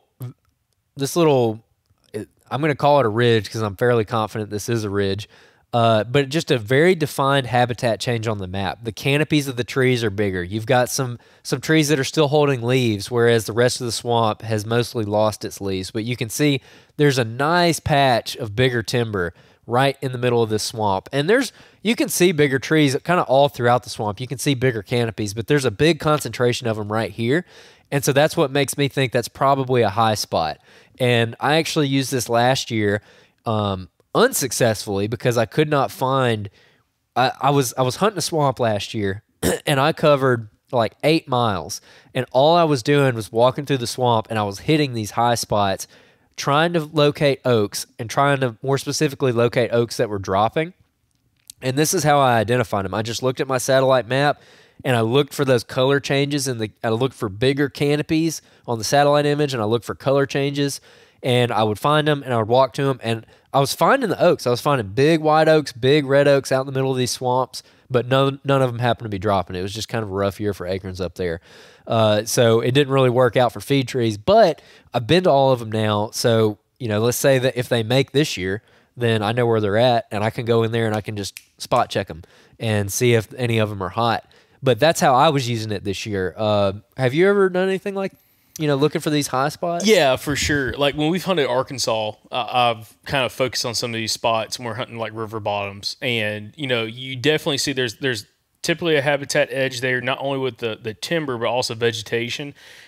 Because of some of those ridges, when these rivers in these backwater areas flood, these ridges will have water on them, but it won't have water nearly as long as the flat land around it that will be dry during early deer season. And you'll have slightly thicker cover, it seems like, on some of those ridge points or some of these small ridges that are in these swamps, these backwater areas and these river bottoms, compared to the areas that are flooded out for longer periods of time where there's a little bit more current and kind of washes some of that stuff away. And so that's a really big factor. And also another aspect of ridges and like swamps and river bottoms, and it's really, Andrew, the example you're showing here, if you looked on this map, this is all private land, but there's a private land field right next to this ridge that you're talking about, Andrew. And you can tell that is just a ridge system that's kind of trickling out into the actual swamp itself, into this river bottom, and it kind of like fades out into the water. And that's something we've had podcast guests talk about as well in the past, is finding where you have like a swamp, like actually, let's see here. Paul Buteras talked about this on one of his episodes when he talked about swamps with us, where you have like this high ground outside the swamp that they kind of just, there'll be like a ridge point that slowly fades out into the swamp. And that ridge may run for 300-400 yards and start out where it's quite a bit higher than the swamp and slowly fades back out into the swamp. And those can be dynamite locations in order to kind of find deer movement kind of in and around there, and that's where you're going to find a lot of your feed trees as well. So it's not necessarily like you're finding these really elongated, isolated ridges in the middle of a swamp, but they can be starting on the outer edge of a swamp, outer edge of a river bottom, and slowly kind of trickle its way down and kind of fade out in the actual bottom itself. So again, they're really, really interesting. When I've found these, specifically hunting river bottoms in Arkansas, you always found concentration of rubs and scrapes around those ridge points. Like anytime those ridges dropped off into like a river bottom and it had a little bit better cover on them, you'd find buck sign in and around those ridges. Yeah, no, that's a really, really good point. I'm glad you brought that up. Kind of staying on this theme, let's talk about creek crossings. So it's do you see that right to the top right of that cursor and that little slough head right there? What is that, a beaver dam? Right here? Yeah. No, it looks like a road cut. That looks like that's got to be some kind of road cut. Okay. But this would be a primo place. I was kind of zipping through here looking for a beaver dam, but I don't really see one. That could be one. Oh, by the way, another thing on beaver dams, not to kick it back, but beaver dams too, a good tool to identify beaver dams, because sometimes, depending on your image, you might see something in a swamp where you're like, is that a beaver dam? Like, I can't really tell. Maybe it's a really short one. I mean, the big, giant, long ones that run way out through a marsh, those are easy. The smaller ones that maybe are at the head of sloughs or like halfway up a slough, those are really good. Those are the ones I actually like to find, but they can be kind of hard to identify, especially when there's, it's been there for 35 years and there's mature trees growing all around it, and they kind of hide it. Go to Google Earth Pro for desktop. It's free. You can download it on your computer, and you can flip back through the years. In most areas, you can flip all the way back to like the 80s. And what I like to do in that situation is, when I think I've identified a good beaver dam, is, especially if I'm using the beaver dam to access something, is super important, because we had a place last year where our listener got you on trail camera where we didn't know if we were going to be able to get back in there unless we could cross a beaver dam. So I identified one on Onyx. I'm 99% sure this is a beaver dam. So I kicked it over to Google Earth, and I flipped back to like 2001. And throughout the years, you can see it every single year. And back in the early 2000s and the late 90s, those images, you can see it really, really good, because it was newer back then, and it's like very defined and easy to see. So like on those images, they look very, very new. But now, the trees have grown up on them. They're kind of harder to see on a map. But that confirmed it for me. I'm like, not only is this a beaver dam, but this is a beaver dam that has been there for like 5 generations of deer. Like, they've been using it for a long, long time. And, this buck's great-grandfather was using this beaver dam most likely. And so it's really ingrained in how the deer move through that area. And so I'll use that to go check it out. But that's just a really, really good tool for not only confirming that you're looking at a beaver dam, but just learning more about the area and about what you're about to walk into. All right, let's talk about creek crossings. So this is kind of on the same vein. Not all creek crossings are created equal. It's obviously a very self-explanatory term, but I guess when we're talking about creek crossings, like what comes to your mind when someone brings up, like let's say we're interviewing Mr. Perry and he brings up a creek crossing. What goes through your mind? Typically what goes through my mind is where a defined trail hits the creek and you can see tracks going off the creek bank into the water, and then you can look across the creek, whether the creek's 5 yards wide or 20 yards wide. You can look to the other side and you can see where that trail comes back up out of the water, and there's going to be tracks there. Yeah. It's not always in the shallowest spot. I mean, I found there's a creek crossing on some public that I hunt, and I went in there with Michael Pike, and we hunted that spot for turkeys. And there's a creek crossing. Those deer, they might not be swimming, but it's like up to their back at least when they're crossing it. But it is a very defined point in a bend of this creek where, I mean, there's tracks going into the water, and you can look right across, again, 5 yards across, and the tracks coming back out of the water right there. And it's just the easiest point for them to go from point A to point B. And again, it's not always in the shallowest spots, so don't always look directly there. But it's a lot easier to find creek crossings when you're on a creek that has soft soil around the banks. Because sometimes we'll be in areas where the creek banks are like really rocky. There's a lot of rocks, and it's hard to find like defined creek crossings. But if you're in areas where it's a lot softer soils around them, like it's very noticeable to find one, especially ones that are highly trafficked. Yeah, that's kind of how it is on my hunting club. It's very, very rocky, and it's hard to find where a nice defined trail is crossing. And what we ended up learning is that the deer are just crossing on the shoals. So what's a shoal, by the way? Like the shoals, again, on my hunting club, like the creek is maybe, for the most part, knee deep on average. There's places where it's a little bit deeper. But where it goes over these little shoals, it's just like gravel. It's just where the water's kind of running over the rocks, and it's like ankle deep. And these deer like to cross on those shoals for whatever reason. So we were putting our cameras on those, and even though there wasn't a good defined trail running right there crossing it, we ended up picking up a lot of deer on those, even where the sign was really lacking.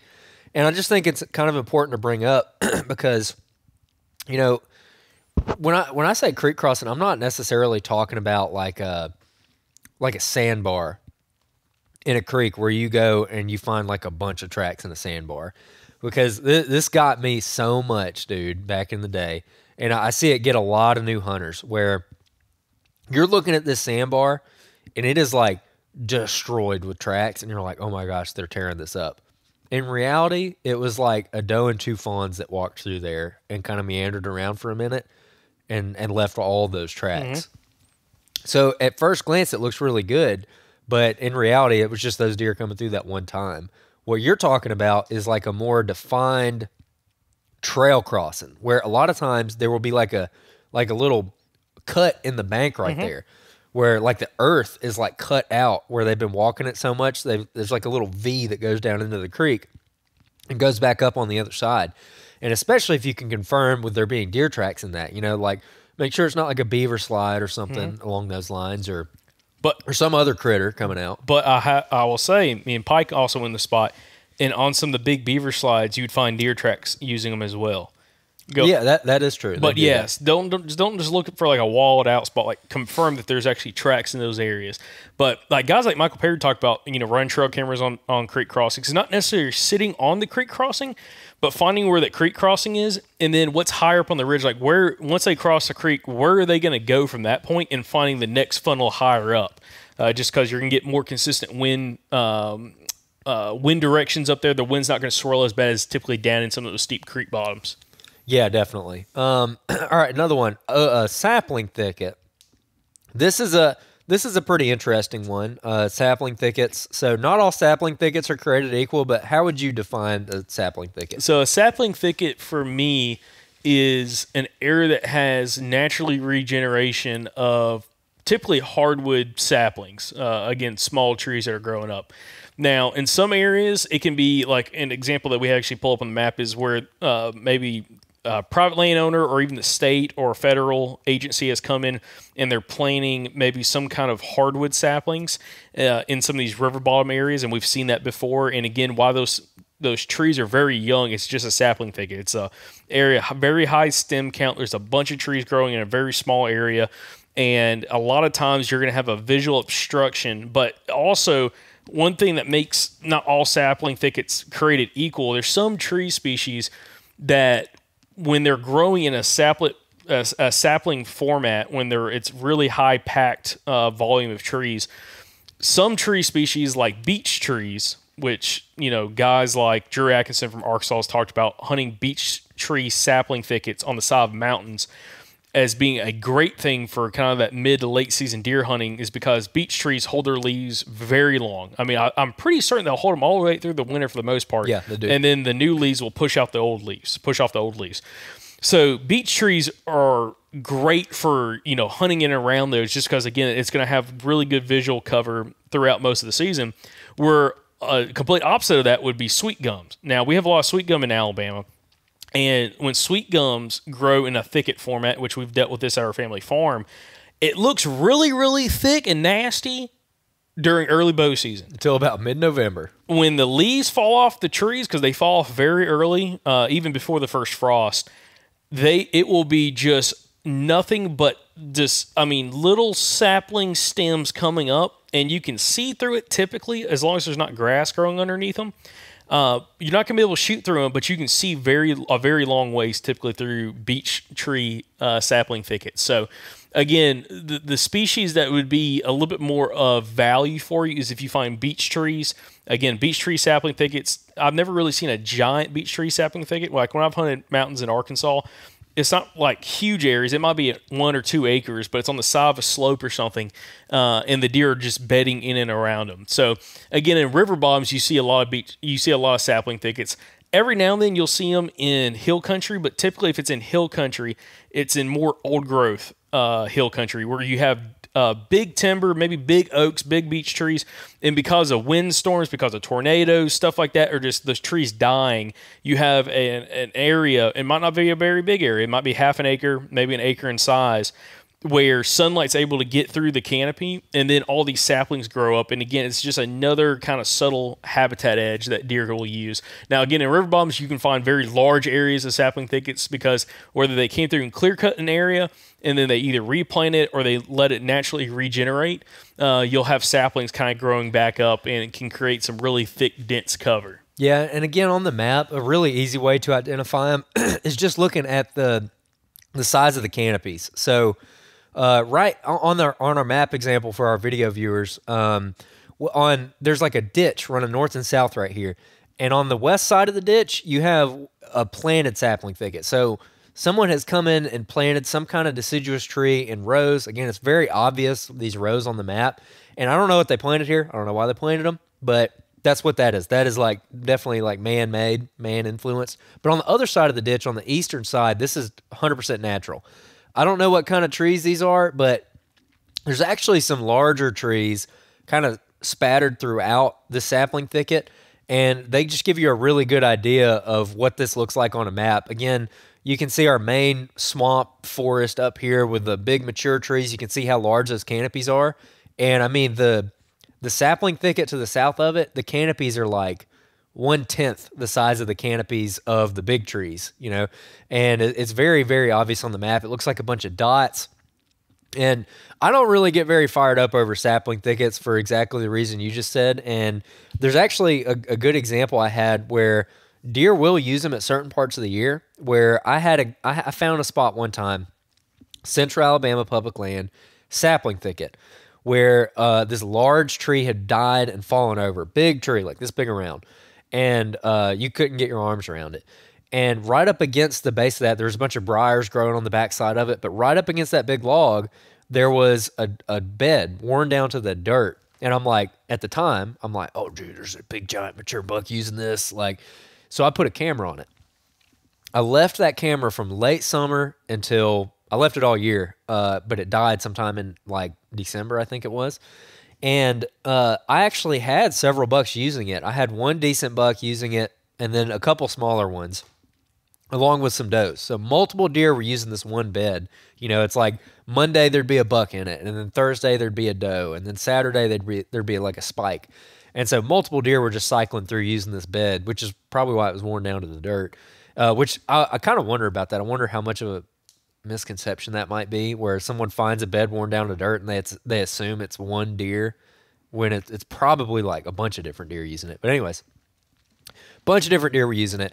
Then early November, when the leaves have not really fallen yet, but it's that time of year where they're just starting to turn for us down here, and the understory is just starting to get a little bit more open. Enough leaves are falling where you notice a difference in the understory. And, dude, when that happened, they left. Didn't get another deer on it.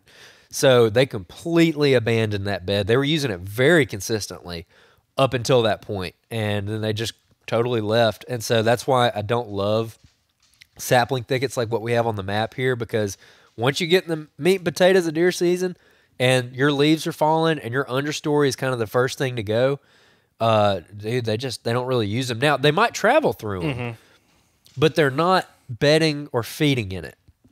That's the main thing, because going all the way back to the stem exclusion talk, this is the same thing. It's still stem exclusion. It's just hardwood saplings, where in the summertime, in the growing season, these saplings have grown into each other's canopies, completely shaded out the forest floor.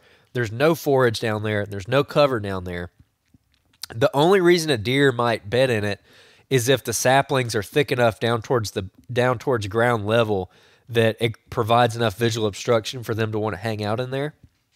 But man, once that understory leaves, there's nothing for a deer in there. But you'll still walk through them occasionally, and you'll find big deer trails going right through them. You'll find big rubs going right through them, and that's where deer are just getting through there. They're not in there because they want to be. They're just passing through it because they have to. So one of the best examples of a sapling thicket that I've hunted in and around was in Tennessee. And I kept saying it was sycamores, but I think you told me it wasn't sycamores. Was it poplar maybe? Kind of a similar leaf. I think it was sycamore. I think it was a sycamore thicket. No, I think you were saying it was poplars and it was sycamore. Okay, well, that's what it was. Okay, so... But it was just no, you're probably saying it was daggum sweet gum. That's what it was, and it was sycamore. And I got up there, I'm like, I ain't seen a sweet gum yet. Yeah, no, it's sycamore thicket. And it was a sapling thicket. You know, some of these saplings might be 5 foot tall. Some of them might be 12 to 15 feet tall. But they weren't so tightly packed that, you know, there wasn't any understory. So there was grasses growing up underneath and different forbs. And the deer were in them at all points of the year. Like I went back and hunted like late November time frame, and there were deer all in these sapling thickets. But the reason why is it wasn't just saplings. There was a bunch of grasses growing up underneath as well. So it was like dense cover. Like when you get on the ground, you could not see 5 yards in it. And, you know, you clump a tree like 8 feet. It's about as high as you could get in some of those little trees.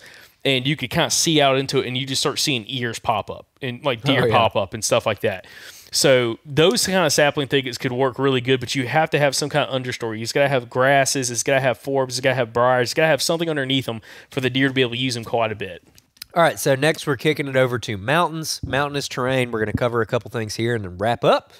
So first thing I want to cover is benches. Jacob, what is a bench? A bench is in steep country. Again, typically you're going to find this in much steeper country. You're not going to find this in flat land. You're not going to necessarily find this in hill country unless you have some steep elevation change. But it is an area along the side of a ridge where it is going to be slightly less steep than everything else around it. And when I mean that, it's not completely flat. Yes, you can find benches that are completely flat or very close to on the side of a steep face, but more times than not, it's just going to be a slight elevation break where it's not going to be nearly as steep as everything above it or below it. And typically on a bench, it's not going to be where it's just steep below it. It's not going to be just steep above it. It's going to be steep on both sides of the bench, both higher in elevation and lower in elevation. It will be steeper, and then the bench will be just that slightly less steep spot on the ridge between those two steep faces. We've got two different examples here on the map where there's a bench very close down to a creek bottom. You have very, very steep slopes above and below it. And right now, for the audio listeners, we have it just pulled up on the topo map. We don't have any slope angle shading put on. We'll put that on in just a moment so you can see how you can find benches using slope angle shading. But again, if you're looking at a topo map, if you're watching a ridge, it'll go where you're finding these topo lines very, very tight. They're really tightly packed, and all of a sudden they'll break. It'll be the topo lines get farther apart as you're going down the ridge, and then they'll get tighter again. Where those topo lines break and they get a little bit wider, that is your bench. And again, I've hunted some benches that were only maybe 10 to 30 yards wide, and then I've hunted some that were 100 yards wide. And when I mean wide, I'm not talking about length down the ridge, horizontally, paralleling the ridge. I'm talking about going up and down in elevation in width. So benches are a very easy spot for deer to be able to travel and also bed potentially in much steeper terrain. And I've hunted benches specifically in Arkansas for both bear hunting and then also deer hunting on public land. And they were just like, hot spots for activity for both species of animals, where again, they just would travel down. There would be, for whatever reason, on some of the benches, it seemed like there was a timber change on the species. A lot of the benches seem to have a lot more red oaks than the actual steep faces around there. It'd be like the steep faces would have hickories, and then the bench would have a lot of red oaks, and even every now and then a white oak. And also, sometimes on benches, you'll find where there'll be natural spring heads, where again, a spring is bubbling up out of the actual ridge itself or off the mountain, and you'll have wet spots in and along those benches. And again, because of that, you could have different species of vegetation growing there. And also, again, a great spot for a deer to be able to go and grab some water without having to drop all the way down in elevation to go down to a creek bottom below it. Yeah, now pulled up on the on the map, we have a great example of slope angle shading and how easy it is. So before we just had it on the topo, which again, like Jacob said, to find it on a topo, it's just a matter of how close the topo lines are together. But slope angle shading basically highlights it for you, literally highlights it for you. So on your slope angle shading on Onyx, obviously the no shading is very flat. Green is, it's a hill, but it's not that steep. Then it goes to yellow, which is pretty steep, and then two different shades of red, which are very, very steep, and then purple, which is a bluff every time. And right here in these examples, we have a lot of red on the map, and then the bench is highlighted in yellow. And I bring that up to say that the bench is still pretty steep, right? So the yellow stuff is still very steep, but it's not that steep compared to the red stuff, right? So I think a lot of times when people get to talking about bluffs, benches, what you have in your head is like this nice flat side on the flat side of the ridge where it's almost like a logging road, and it's not really like that. It's more like a gradual break in that rough terrain, right? So slope angle shading is by far the easiest way to locate it on a map. Again, like Jacob said, we have this example down here close to the bottom, and then also we have another example way up here at the very top of the ridge. So yeah, benches are awesome, dude. I have hunted benches a good bit. I don't know if I've ever actually killed a deer on a bench, or killed a buck at least on a bench. I've had some encounters in the past, but I really just started hunting like mountainous country that has benches. So it's still something that I'm personally trying to figure out. But a lot of the mountain guys that we have on love talking about benches. Almost, if they hunt in an area with benches, they're talking about benches. Yep. I had, back in, it was like 2020, 2021 when I hunted Arkansas in the mountains, had a bear tag and a deer tag in my pocket, hunting with a muzzleloader. I went in blind and hunted a bench that was about halfway down the side of a mountain. He had it coming from the top. And at daylight, I had a bear come by me, black bear come by me. Ended up being a pretty good bear. Ended up passing it, thinking it was smaller than what it was. And about 8:30, I was grunting and actually grunted up 2 bucks, one of them being a really nice shooter buck. And just he came in behind me, or they came in behind me down the bench, and kind of busted me when I was trying to spin around in order to try to, first I'll see what they were, and also once I realized it was bucks trying to get a shot at them. And then later on that same day, I was able to shoot a bear on a bench. It's actually the same bench, but further down. And some of those benches would run, for miles down the side of these ridges. And it's not always like that. Again, in a lot of places where I found benches, they may run for a couple hundred yards and then kind of peter out.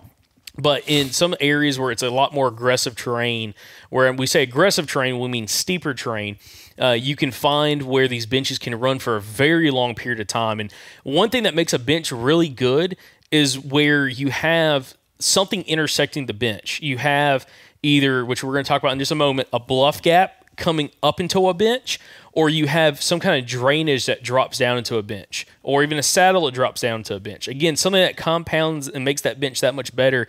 And for both examples, when I was in Arkansas, where I set up blind in the morning, when I say set up blind, I went in there with no pre-scouting, walking in the dark, and got set up in a tree. I specifically sat in a spot where there was a ditch that ran up, again, not an SMZ, a ditch that ran up the side of the mountain and came up on that bench. That was another point of travel going up and down in elevation. And then off the bench below me, there was a secondary point that started about 100 feet below me, where it kind of jutted off the side of the mountain. And again, that was part of the reason why I sat there. There was a couple different things going on in that specific spot, and the reason I decided to sit there. And then one thing I found out later on after scouting, once I ended up getting out of the tree about 11 o'clock, was a lot of the buck sign, the rubs I was finding in scrapes, were correlating on the bench where another terrain feature ran into the bench, specifically drainages, where when a drainage came up and hit the bench, or a drainage started at the bench and ran further up the ridge itself, that's where you'd find a concentration of deer sign and specifically buck sign in those areas. Yeah, all right. This next one is probably our most asked question besides SMZ, and that is bluffs. So, Jacob, what's a bluff? A bluff is... well, bluff is called a couple different things. Some areas, again, like in Alabama, we call them bluffs. Other areas, people call them rock walls. They call them cliffs. They'll call them rock lines as well.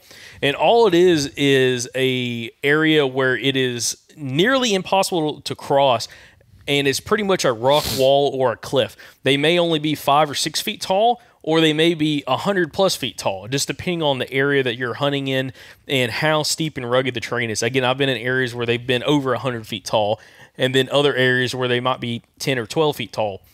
And it's something that deer can't just go up and down them. I mean, it's truly like you need rock climbing gear typically in a lot of these places to traverse them and go off the edge of them. But what you'll find and it goes hand in hand with these bluffs, is a bluff gap. Now, bluffs on OnX, if you have your slope angle shading turned on, they will be highlighted typically by dark red and even sometimes the lighter red and purple color. Now, in this area that we're looking at now, you can see these bluffs run for a very long ways up these creek drainages, and that's typically where you're going to find them. Typically, I'll find bluffs slightly lower in elevation, just above a big creek on a mountain system, and it'll be a lot of limestone rock faces. And in those areas, you'll find what's called a bluff gap. And again, bluffs and bluff gaps have been talked about quite a bit with past podcast guests. One notably would be Michael Perry. He's been on the podcast quite a bit. And a bluff gap, all a bluff gap is an area that a deer or you can traverse going up that rock wall. It may be a super subtle ditch where the rocks are only maybe 1 or 2 feet tall and you can shoot up in between the big rock walls. Or it could be something larger where it's just a true break in that rock wall. It might be 30 or 40 yards wide, but a lot of bluff gaps I've found may only be 5 or 6 feet wide. And sometimes they show up on the digital maps, like on OnX, and other times you have to actually walk the edge of the bluff in order to find the bluff gaps. Usually on slope angle shading, that darker red, there'll be like a bluff in there, but not the whole dark red area will be a bluff. Sometimes there's no bluff in the dark red area. If you have like purple or blue, there's a bluff there. No doubt. There's a bluff there for sure. And slope angle shading, in my experience, is the easiest way to find bluff lines. Just look at that red. I mean, you'll see it. It runs in a line, kind of like this example that we have on the map. All of this could be bluffs. And then, this is a very, very obvious gap right here. So like this bluff, probably runs where this dark red is right here and then kind of peters out, and then it might pick back up again right there. This is be something that you kind of have to ground truth, and you're going to have to go in there boots on the ground and look and see if this actually, is like a really good bluff or not, because this might just be like some scattered rocks up at this elevation. But, even though this is a line of solid red, there could be gaps like all through this, so it's not really a good funnel. But what you're looking for is like it's a cliff, it's a line of rocks or like a big rock face running through the woods. And you're just looking for where that cliff essentially ends or where there's a gap in it where you can walk up through there. Now, another thing on Onyx, so Onyx uses 20-foot elevation lines for their topo maps. And Andrew, if you go up to that example right there where the cursor's at, zoom in a little bit. If we can count these, one way you can find bluffs without even having slope angle shading is looking for, especially on Onyx with these 20-foot lines, where these lines are stacked up on top of each other. And right here's a really good example where there is, let's see, 1, 2, 3, 4, 5, 6, 7, 8, 9 20-foot lines stacked up on top of each other. That is going to be a bluff, no absolute doubt. And that's something that, again, to pay attention to. When you have these lines, these topo lines stacked on top of each other, especially if it's a 20-foot line, it is going to be, again, very, very steep. Very, very steep. And again, the thing is, something to pay attention to, even if there's not bluffs in one of these areas where it's very steep, deer can still traverse it. But again, more than likely, you're going to find areas where if you can find a slight, again, a ditch or drainage, kind of going back to that, cutting through one of these steep areas, those deer are going to side hill up those ditches just because it's going to be slightly less steep for them to be able to go up and down in elevation, especially a buck cruising during the rut. Yeah, this is a really common thing. We hear a lot of mountain guys talk about, like Mr. Perry talks about them a ton. They're just they're a really, really good thing to focus on if you have them in your area. And also another thing to focus on as well is let's say it is like a really nice bluff that runs a couple hundred yards or a couple miles through the woods, and there's not like a great gap in it, you can go to the end of that bluff and really get the same effect. That's something that Devin Duncan has talked about when we had him on talking deer hunting, is finding these rock lines and hunting the actual end of that rock line, just where it kind of peters out in the woods, because that still acts as a funnel. That's still a wall, and even though it doesn't pick up and keep going, deer still have to funnel around the edge of that thing. So that's another really good feature to focus on. All right, so let's look at... Okay, explain the leeward side of a ridge, Jacob. So leeward side, to kind of give a good representation, if you had a east to west running ridge and you had a north wind, the leeward side is the downwind side of that ridge. So again, east to west facing ridge or running ridge, with a north wind, the leeward side would be the south side of the ridge. Again, the downwind side of the ridge. That's a term, again, that gets brought up pretty common with different podcast guests, talking about bucks running the leeward side of a ridge in order to kind of scent check everything on top of the ridge. So again, leeward side of the ridge is just the downwind side of the ridge. And again, it can change just by wind direction. So, the east to west facing ridge, if instead of a north wind was a south wind, the leeward side of the ridge would be the north side of that ridge. All right, and then the last terrain thing, compounding terrain feature. We've touched on it a little bit, but this would be an area where it's monotonous timber. There's really not any obvious habitat edges. So what would you be looking for here as far as a compounding terrain feature? And we've talked about this one yesterday when we weren't recording, so maybe you can use this kind of as an example, but explain what you got here. So a compounding terrain feature, just like compounding habitat edges, is where two or more terrain features all meet. So for an example is, I just mentioned this about in Arkansas, where you would have a bench running the side of a mountain or side of a really big ridge, and then you have a ditch running up, and it crosses that bench. That is two different terrain features all coming together in one spot, where the ditch is allowing elevation travel, or higher or lower elevation travel, again, travel going up and down the ridge, and then that bench is allowing travel going parallel to the ridge. So that is a really good spot, again, for a compounding terrain feature where you can have different points of travel all coming to the same spot. A thermal, or if I can talk, a ridgetop hub is a natural compounding terrain feature where you have, and we gave that example earlier, where you have one high spot and all these ditches running up to this same spot, and there's also potentially saddles running around that same spot. That is, again, another really good compounding terrain feature. Another great example of a compounding terrain feature would be where you have a saddle that meets, or let me say, you have a main ridge that runs out, again, saying east to west, and then you have a long secondary ridge point that drops off on the south side of that main ridge. if there's a saddle at the head or at the very beginning of where that secondary ridge point comes off the main ridge, that's a really good compounding terrain feature, because on either side of that, you're going to have some little type of bowl, or as we talked about, a little hub, little high crow's foot. And again, you'll have movement of deer paralleling the main ridge going right through that saddle, and then you'll have deer movement as well coming up and down that long secondary ridge point, kind of going down the side of those saddles as well in order to, you know, traverse that area. So again, compounding terrain features is where two or more terrain features meet in one area, and again, really good spots. I love hunting those. I love running trail cameras in those, and I've had a lot of success killing deer specifically in compounding terrain features. All right, so we're going to talk about glades, and then we're going to wrap it up with oak flats. So a glade, I love glades. I've killed several nice deer in glades, and I think they're awesome. And what a glade essentially is an area with exposed rock. The soil is very, very shallow. And in the places I'm used to hunting, it's usually like a limestone glade, a lot of limestone rock exposed. And it's just like an inhospitable environment for a lot of plants. So what you have out there are some grasses, moss, lichens, maybe some little scraggly saplings and stuff like that. And what I like about it is, first of all, you find a lot of native plants there. And that's just really good habitat. Bucks like native habitat, right? So glades are really good for that. The other thing I like about it is kicking it all the way back to when we were talking about cutovers and that early successional growth, the saplings, the thicket forming plants, the grasses that they like to be in. You know, you got a couple years before that actually ages out. When it comes to a glade, like the example that we have here on the map, that glade is like always going to be there. So it doesn't really age out. There'll be changes in it, like where plants will come and go, you know, trees on the edge will grow up and die and fall into it. But that glade is, for the most part, staying there. Some of them you might have some like cedar encroachment that kind of screw it up. But other than that, they stay there for a long period of time. So if you find a glade, and the glade that I used to hunt was such a good spot. I could go there this year and kill another buck.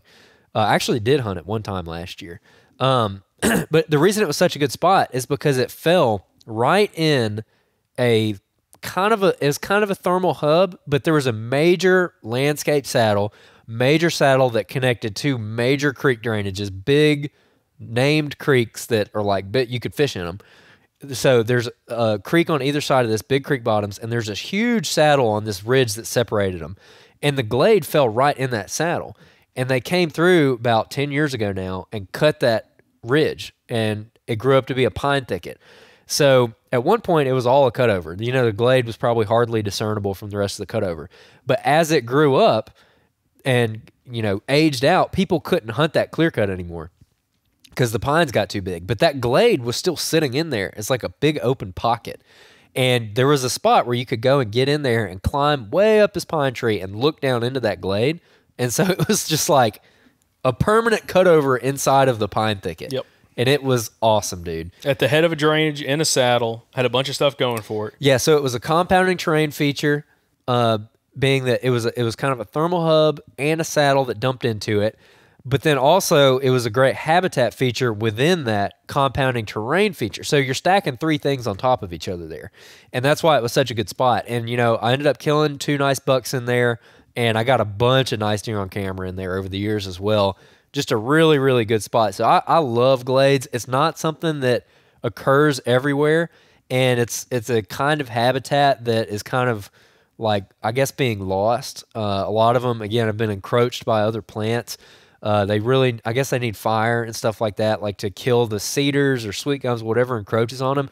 But if you can find them, put some time into it, man. They're really, really awesome. And to find it on a map, essentially what it looks like is it looks like an old grown-up pasture, but with rocks in it. So, like, on our map example here, we have a little one. And when we talk about rocks, not like little rocks. You're talking about, like, sheets of limestone. Like sheet rocks. Yeah. So, like, this right here is a great example of one. Like, you can see the exposed rock. You can see some scraggly trees in it, but again, it kind of looks like a grown-up field out in the woods with very irregular edges, you know, like it's not a perfect square or it's not a perfect circle, you know, like there's a little timber line kind of cutting through the middle of it.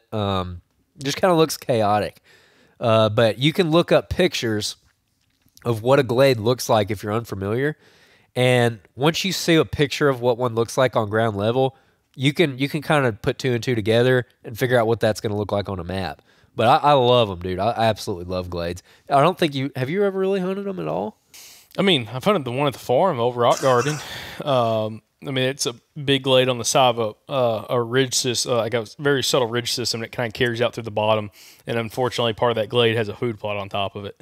Yep. But I mean, not in great detail. I mean, I don't think I've ever hunted that Glade you're talking about. I've hunted the back. Actually, I've hunted the back side. There's another Glade further back. Yeah. Yeah, I've hunted that Glade, and it is weird because it looks like you're hunting a Clearcut. I mean, it's got a lot of like little blue stem, big blue stem grasses growing up in it. There'll be like cactuses in it. Yeah, you'll have like all kinds of stuff growing in it, but it's just like there's a nice habitat edge there that deer can kind of walk through. You'll find scrapes sometimes around it, depending on the soil depth. I mean, again, they're really rocky areas, so typically you're not going to find a ton of scrapes. You may find some rubs close to them, but they're areas that deer will kind of bed in and around, not in the Glade, but around the edge of the Glade where it's kind of thicker on the edges, and then also kind of travel the edges of those Glades as well. Yeah, excellent thing to know about. Because in that spot, no one else was really hunting it. There's people hunting all around it, but nobody was actually hunting that Glade. All right, we're going to finish up with Oak Flats. So I don't really have a great example on the map, but like if you were to just talk through like what is an Oak Flat? I've got one, but we're not showing it on the map. So an Oak Flat, I've seen Oak Flats down in the river bottoms. I've seen them like in more hilly mountainous terrain. And typically an Oak Flat is, like you can imagine, it's a large, expansive area where it is going to be typically a couple different oak species. Again, hard mass producing species that deer are going to feed on during a short window of time when they're dropping acorns. But it's going to be a flatter area than everything else around it. So, some people talk about Oak Flats being down in a big river bottom, big creek bottom. You just have a large, expansive area where there's just a bunch of oaks in a very specific spot before you get back into some sweet gum, some poplars, stuff like that. Again, that are non-mass bearing trees.